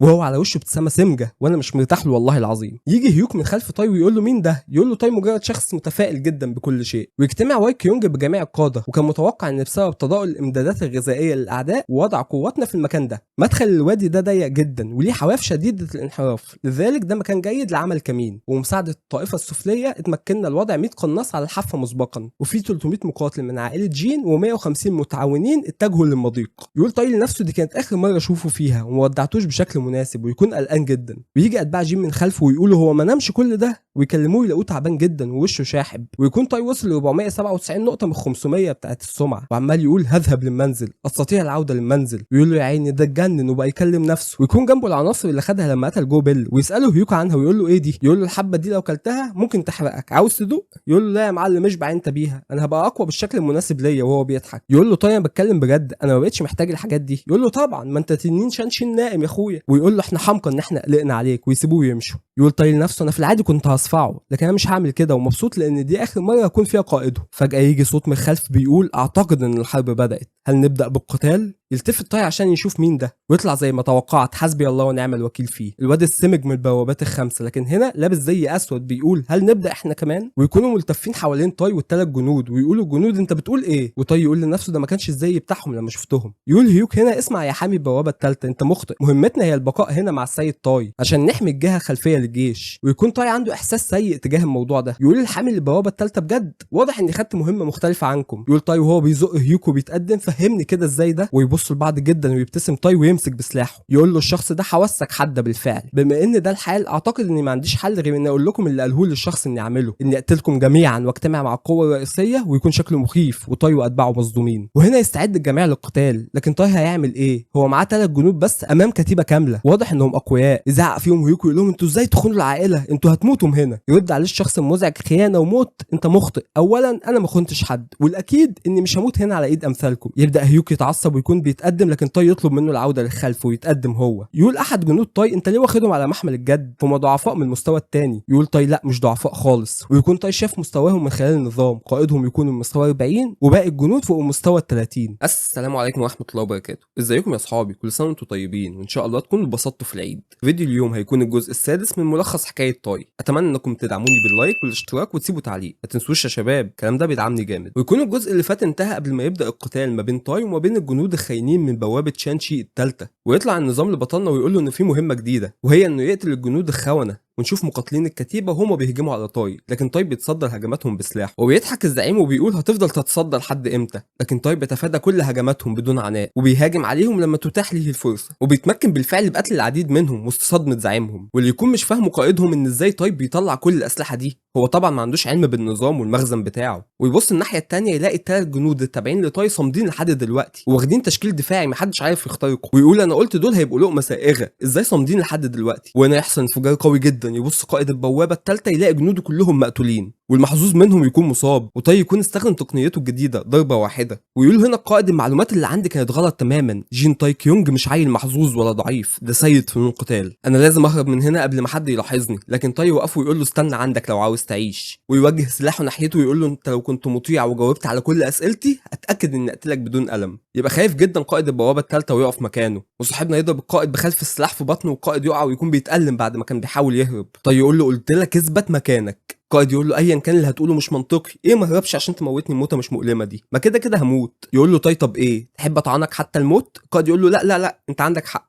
الموت الغير مؤلم ده كرم من سيادتك، ويكون بينزف بسبب هجوم طاي. طاي يقول له خليني اسالك تاني، انتوا مين؟ فعلا حماة البوابه الثالثه الحقيقيين ولا من طائفه سيف جبل هنج؟ يكون الشخص ده مخبي سم في بقه ويحاول يصيب بيه طاي لكن ما يجيش فيه، وطاي يمسكه يعجنه وياكله علقه يدغدغ عظمه فيها. يقول الشخص ده وهو بيتألم وخايف احنا حماة البوابه الثالثه. هيوك هنا يقول له ده بيكذب، طائفه حماة البوابه الثالثه تم القضاء عليهم من 30 سنه، هم دلوقتي يا دوب مجموعه، هم معروفين انهم بياخدوا الايتام من اجل انشاء فنانين قتال، لكنهم مش من النوع اللي يعمل الخيانه دي. يضحك قائد حماة البوابه الثالثه ويقول تم انشاء الطائفه دي اساسا لسبب واحد، وهو خدمه الشخص ده، هي دي الخطه العظيمه اللي بيتم اعدادها منذ 30 عام. ويكمل ضحك. طيب يقول في نفسه 30 عام؟ الشخص الوحيد اللي ممكن يخطط لحاجه زي دي من 30 عام هو زعيم الشيوخ، لكن ليه بيعمل كده؟ وبسرعه يقول طاي لهيوك كام جندي انضم لينا في المعركه دي ضد سيف جبل هنج؟ هيوك يقول حوالي 100 لو حسبنا بتوع البوابه الثالثه. يقول له طب وكام واحد تابع لزعيم الشيوخ؟ يقول هيوكو هو مصدوم وبدا يفهم الموضوع. لو حسبنا المقاتلين في الفصيل الاساسي لزعيم الشيوخ فدول زياده عن نصف قوتنا، ويكونوا حسوا بالمصيبه اللي وقعوا فيها والخطر اللي واي كيونج فيه هو والعائله، وان زعيم الشيوخ هو اللي مخطط لكل ده وموحد العائله عشان ينقلب على واي كيونج ويقتله هو وتابعينه. طاي يدي اوامر للثلاث جنود انهم هيمشوا حالا. يقاطعهم قائد حماة البوابة الثالثة ويقول لطاي لقد فات الأوان بالفعل، أنا وأنت وعائلة جين وطائفة سيف جبل هنج الخطة العظيمة بدأت بالفعل. ويكون بيبتسم بكل شر ويصرخ وهو بينزف من كل مكان في وشه ويقول من اليوم وصاعدا مقاطعة شان شي هتستقبل سيد جديد. وفجأة يقع ميت ويقولوا باين هو اللي أنهى حياته بنفسه. ويجي النظام لطاي إنه قتل كواك جون من المستوى ال40 وأتم المهمة بنجاح ومستواه زاد وحقق 500 نقطة سمعة، وإنه دلوقتي أتمم المهمة الأساسية ويقدر يطلع من اللعبة. وطاي يفتكر أهله لكن قال إنه هيفضل لحد ما ينقذ اخوه ومقاتلين العائله، وانه يطلع من اللعبه ده شيء هيستنى شويه. لكن النظام السخيف طبعا ما اداش طاي الاختيار لا قبل كده ولا هيديله دلوقتي، ويقول له باقي 3 ثواني على تسجيل الخروج. ويبدا النظام يعد الثواني وطاي بيخشى عليه وبيفتح طاي عينه يلاقي نفسه عاد للعالم الواقعي بالفعل وبيقلع خوذه الجهاز. ويحاول طاي يفتح النظام او المخزن لكن ما بيحصلش اي حاجه. يسعد جدا طاي ويقول لقد عدت،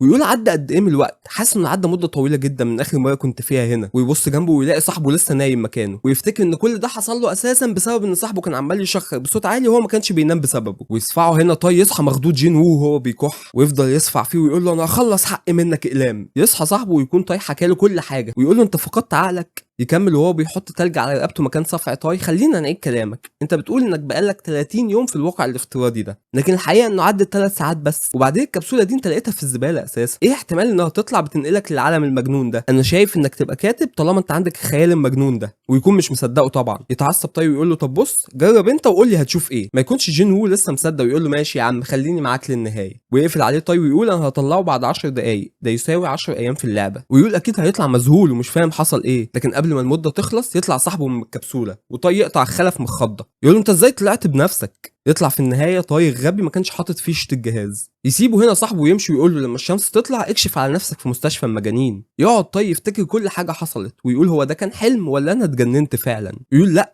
انا فاكر كل حاجه بوضوح، ده ما كانش وهم. ويقول اكيد هلاقي الاجابه في دليل المستخدم. ويلاقي فعلا مكتوب فيه الحاجات اللي النظام قالها لطاي في اللعبه. ويبقى مكتوب كمان في الدليل ان الكبسوله دي معموله لشخص واحد بس، ولو حد استخدمها مفيش حد تاني هيقدر يستخدمها حتى الموت. وكمان الوقت بيمشي ابطأ جدا من الحياه الحقيقيه، والشخص اللي هيخش اللعبه هيندمج هو وشخصيته الحقيقيه ويحس انهم واحد. ويقول طيب كلام الدليل ده منطقي جدا كله حقيقه. ويبقى في باله دلوقتي بيحصل ايه جوه اللعبه، وهل باقي الكتيبه قدرت توصل الرساله لواي كيونج ولا لا. واي كيونج هيكون قادر يدافع عن نفسه ضد الهجوم من زعيم الشيوخ والانقلاب. ويقول انا لسه قدامي وقت ممكن اقضيه هنا وهم اكيد هيكونوا كويسين بدوني. وبعدين يبص في الدليل تاني على نقطه التزامن، وان قوته اللي هيكتسبها في اللعبه هتكون معاه في الحقيقه، وده معنى الكلام. لكنه يحاول يفتح النظام تاني لكن بدون فايده. ويقول ايه اللعبه الغشاشه دي. واول ما يطلع الصبح بطلنا يذهب لمكان بيبيع فيه الكبسولات ويلاقي احدث الكبسولات الموجوده في السوق، لكن مفيش ولا واحده زي اللي عنده في البيت، وكلهم اقل جوده منها ومش حقيقيه زي اللي عنده. ويكون محدش سمع عن اللعبه اللي طاي لعبها دي قبل كده. وبما انه ما لقاش حاجه لوحده ذهب لصديقه لانه كان من عشاق الالعاب دي. ويكون حتى جين وو ما سمعش عنها قبل كده. ويدي طاي الدليل لجين وو عشان يقراه، لكن الصدمه ان جين وو يشوف اول صفحتين بس وباقي الصفحات تكون فاضيه وما فيهاش اي كلام. ويستنتج طاي ان الشخص الوحيد اللي بيشوف الجزء ده من معلومات. ويتصل هنا طاي باخته وترد عليه لكنها تكون بتذاكر ومش فاضيه وما تكونش على علم باللي حصل له. فبتكلمه عادي لكنها بتكون وحشيه جدا. وبيسالها عن امه وتقول له مش موجوده، ما تتصل بيها تشوفها فين.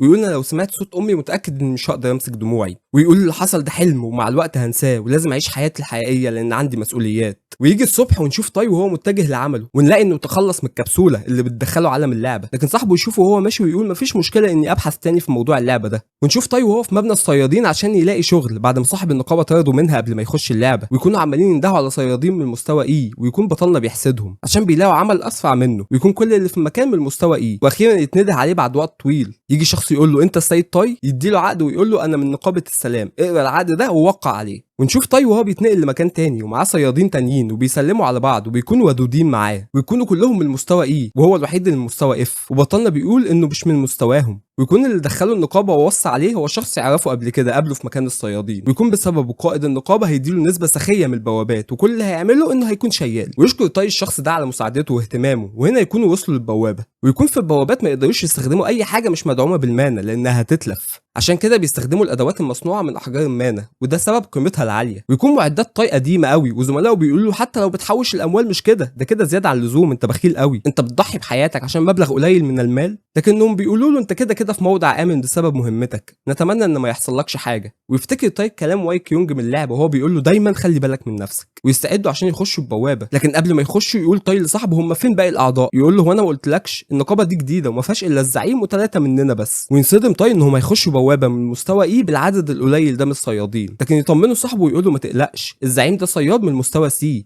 يطمن بطلنا ويخشوا جميعا الزنزانه، واول ما يخشوا يقابلوا الجوبلينز في وشهم، وهنا الجوبلينز يلاحظوهم ويهجموا عليهم ويستعدوا جميعا للقتال. ونشوف اعضاء النقابه هم بيقضوا على الجوبلينز بالسهام، لكن في جوبلينز يكون معاهم دروع، فيقول لهم الزعيم مقاتلين المدى القريب يتقدموا، ويخشوا يقضوا عليهم بكل سهوله. والزعيم بعد كده يخش يخلص على كل الجوبلينز بنفسه ويكون قوي جدا. ويقول بطلنا لنفسه الزعيم قوي، ولو كان في اللعبه كان زمانه مقاتل المستوى الاول. وهنا يشوف جوبلين بيتسلل من خلفهم ويقول انا لازم احاول انا كمان، ويبقى لسه هيهجم عليه، لكن الزعيم يحدف سيفه ويقطع راس الجوبلين ويطلب من طاي انه يجمع الغنائم. ويكون طاي متضايق عشان كان عاوز يختبر قوته. ونشوف صيادين النقابه وهم بيتقدموا وبيقضوا على كل الجوبلينز بدون اي مشكله، وطاي كل اللي بيعمله انه بيجمع غنائم خلفهم، ويكون جمع كم مهول من الغنائم، وباقي الصيادين والزعيم يكونوا مبسوطين بيه وبعمله الشاق. ويوصلوا قدام باب ضخم جدا وواضح انه باب زعيم الزنزانه، ويقولوا يلا نخلص عليه بسرعه عشان نذهب لتناول العشاء. طيب يكون مش مصدق انهم بيتكلموا على العشاء وهم امام منطقه زعيم البوابه، ويستعدوا جميعا في تشكيل الهجوم ويخشوا على الزعيم. الباب يفتح ويشوفوا جوبلين مشعوذ ويكونوا مصدومين من اللي شايفينه، كل الجوبلينز ميته وبيطلع منهم طاقه مشؤومه، ويكون مشهد مهيب. يزعق الزعيم ويقول احنا لازم نمشي من هنا بسرعه، لكن الجوبلين المشعوذ يستخدم تقنيه من عصايته قبل ما يتحركوا ويقفل عليهم الباب ويحبسهم. يحاول احد المدرعين فتح الباب، لكن الباب صلب جدا وما يتفتحش. ويكون الجوبلين ده غول من مستوى سي، واحتماليه ظهوره في البوابه قليله جدا، لكن من حظهم السيء هو موجود امامهم. بيكونوا خايفين جدا وحاسين حياتهم على المحك، خصوصا طاي. لكن المصائب ما بتقفش لحد هنا، يطلع لهم زعيم تاني وهو غول زعيم المحاربين من مستوى سي، وهو كمان بيكون وحش نادر. كلهم يقفوا لا حول لهم ولا قوه، مستسلمين تماما ويقولوا احنا متنا خلاص. لكن الزعيم يقول ده مش معناه النهايه بالنسبه لينا، لو قتلنا غول زعيم الكهنه الاول هيبقى عندنا فرصه اننا ما نموتش. ويستعد ويسحب سيفه، والصيادين يتشجعوا ويتفائلوا تاني، ويقول لهم عشان نعمل ده لازم تشغلوا غول المقاتل شويه. يكونوا كلهم خايفين من المهمه دي. يقول لهم الزعيم هم 5 دقايق بس، وقبل ما يستنى اجابه منهم يتخطى غول المقاتل ويتجه ناحيه المشعوذ. ويكون طاي خايف جدا وبيقول لنفسه انا مش مصدق اني بقيت الوحش نادر من المستوى سي كزعيم بوابه مقابل $300 بس، ومش واحد لا دول 2. والاوغاد اللي حواليا دول قالوا لي اني مش هقاتل، بس انا هجمع وهشيل. صياد زي من المستوى اف ماسك سلاح ليه وبيقاتل في مكان زي ده، ويهجم عليهم الغول المقاتل، ومستخدمين القوس يهاجموه من بعيد عشان يوقفوه، لكن يصد كل السهام ويكمل ناحيتهم. وفجاه يقفز من مكانه ويكون بيهجم على الصيادين، يقول لهم الشخص المدرع احتموا، والغول يهجم عليهم جميعا بهجوم ساحق ماحق، والمكان يتكسر بسبب الهجوم، والطوب يخبط فيهم ويسيبهم في اماكن حساسه. ويبصوا على سلاح الغول المقاتل يلاقوه مدبب من كل اتجاه. يقول صاحب طاي ليه انه ياخد الاشخاص المصابين ويختبئ وهو هيشتت انتباه الغول. يوافق طاي ويستخدم صاحبه تقنيه تعزيز الدفاع وتعزيز القوه، ويكون شكله قوي جدا وباين انه هيعملها ولا ايه، ويهجم على الغول بتقنيه الشحن الفائق وينقض عليه. لكن للاسف الغول بضربه واحده يسقطه ويحطمه هو ودرعه. طي يقول اللعنه ليه ده عمال يحصل، ويفتكر اللي حصل له قبل ما يخش اللعبه والصيادين صحابه اللي اتقتلوا في الزنزانه قبل كده، ويقول لو فضل الوضع مكمل بالشكل ده الكل هيموت تاني. ويكون الزعيم لسه بيقتل الغول المشعوذ، ويقول طاي عدت 5 دقايق، الموضوع دلوقتي هعمل ماب واسع لايقاف الغول المقاتل. ويكون الغول ماسك دماغ صاحبه وهيحطمها، ويستخدم تقنيته الوحيده واللي كان خدها معاه من اللعبه وهي الضربه الواحده، لكن الهجوم ما يصيبش الغول بخدش حتى، وسلاح طاي يتني في جلد الغول. كان الغول ياخد باله ويرمي صاحبه من ايده ويبص لطاي، وطاي هنا يكون خايف جدا يقول انه مات خلاص. وهنا يبدا الغول يهجم على طاي بكل قوته، وطاي مستسلم تماما، لكن بشكل مفاجئ يسمع طاي صوت نفسه كان يسمعه من زمان، وهو صوت اشعار النظام. والنظام يطلع ويقول له التزامن اكتمل، وانه تم نقل النظام الخاص بيه.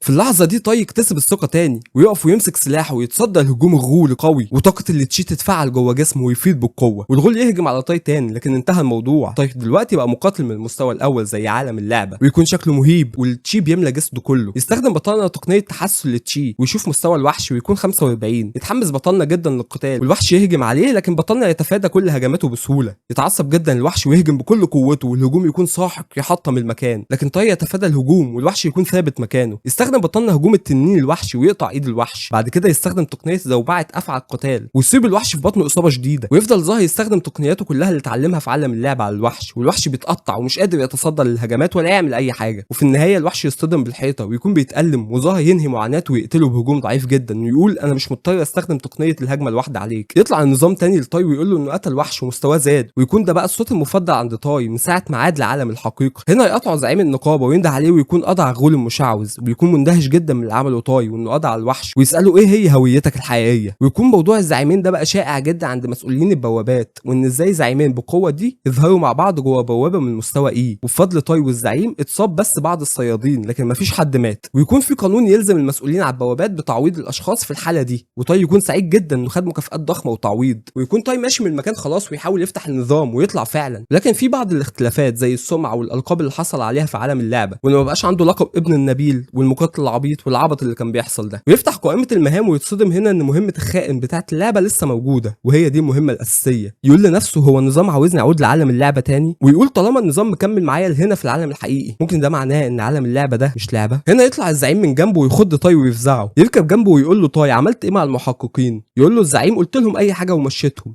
ويكون تاي طلب من الزعيم انه ما يحكيش اي حاجه عن اللي شافه داخل الزنزانه، لانه مش عاوز يفضح قوته، لانه مش ضامن النظام ده هيكمل معاه ولا لا. الزعيم يقول لتاي بص على ساعتي كده، يقول له تاي الساعه 2. يقول له الزعيم الساعه دي مصنوعه من طاقه قويه وبتستخدم كدرع في الحالات الخاصه. يقول له تاي ماشي وبعدين عاوز تقول ايه؟ يقول له الزعيم تعالى نتغدى. ويكونوا في مطعم ويقول له الزعيم انا قلت للمحققين ان انا اللي قتلت الزعيمين. تاي يشكره ويقول له معلش تعبتك معايا في اول لقاء ما بيننا. الزعيم يقول له عاوز تنضم لنقابتي بس كصياد مش كحامل امتعه؟ يتصدم تاي ويقول له مين انا؟ يكون تاي طلب منه بعض الوقت لان عنده حاجات مهمه يعتني بيها ويسيبه ويمشي. وبعدين نشوف مكالمه جت للزعيم وكان وكل شخص انه يتتبع ماضي تاي. الشخص ده بيقول له كل شيء طبيعي وهو صياد من المستوى اف، لكن في شيء غامض. تاي ده كان الشخص الوحيد اللي نجا من حادثه بوابه مقاطعه سانج دونج. يتصدم هنا الزعيم بالكلام ويكمل الشخص ده انه تغيب شويه وبعدين قعد شغال في نقابات متدنيه، وفي النهايه طردوه من 3 ايام وغالبا عشان موضوع الحادثه ده، ومفيش نقابه عاوزه العين تكون عليها بسبب صياد من المستوى اف. يجمع هنا الزعيم المعلومات في مخه ويقول تاي على الاقل صياد من المستوى سي زي، فهو احتمال من اتنين، يا اما هو بيخفي قوته يا اما الاخطر انه يكون استيقظ من جديد. يعود تاي للمنزل ويكون بيعيط لما ما لقاش الكبسوله مكان ما سابها ويكون ندمان جدا، لكن صاحبه يقول له بطل صياح واطلع هي معايا. يتعصب عليه تاي ويقول له توقف عن العبث دي مساله مهمه. يقول له يا عم انا بتكلم بجد معايا فوق اطلع. يتبسط جدا تاي ويقول له بحبك يا صاحبي. يقول صاحبه الوغد انا هبيعها ب $100. يقول له تاي انت بتحاول تضايقني؟ جينو يقول له لا مش قلت انك مش عاوزها؟ تاي يقول له خلاص يا زفت هديك $100. ونشوف تاي وهو مبسوط انه اتعرض عليه العمل كصياد والناس شافت قوته ويقول يا مغير حال عن حال. ونشوف زعيم النقابه لما كان بيعرض عليه 100,000 كدفعه اولى فقط، وهيكون المرتب نفس مرتب صيادين المستوى سي، لكن تماسك امام كل الاموال دي وقال له انه هيشوف، وده بسبب ان النظام ممكن يختفي في اي وقت وهيتسوح كده. ويقول ياه لو ينفع اضمن ان استخدم النظام ده لباقي حياتي. لكنه يقوم من مكانه ويقول خلاص انا ما بقتش صياد من مستوى اف بعد دلوقتي، ويجري في اتجاه جمعيه الصيادين عشان يعيد تحديد مستواه تاني. ويكون في حاله من الدهشه في جمعيه الصيادين وبيقولوا في صياد من مستوى سي جديد ظهر، يقولوا كويس بس ايه مميز فيه؟ يقولوا تحكمه في المانا من مستوى ايه، وهنا اعتقد الكلام على بطلنا تاي. ويكون الصحفيين ومندوبين النقابات مستنيين وينزل من المصعد عشان ياخدوا منه كلمه او يوقع مع نقابتهم. وهنا اول ما ينزل المصعد يقفز احد المندوبين امام المصعد ويقول انا قائد كتيبه نقابه سو بونج اسمي كيم سانج، نقابتي مليئه بالعديد من التقاليد وهي نقابه قويه في المنطقه. يقول له الصياد اللي كيم ما يكونش على علم بمين هو، اول مره اسمع ان نقابه سو بونج قويه. يحس كيم انه سمع الصوت ده قبل كده ويبص ويتصدم اللي بيتكلم ده تاي، ويكونوا عارفين بعض بالفعل قبل كده. كيم ده واحد من 3 صيادين من مستوى دي في النقابه، وكان بيهتم بس بحمايه حياته داخل البوابه،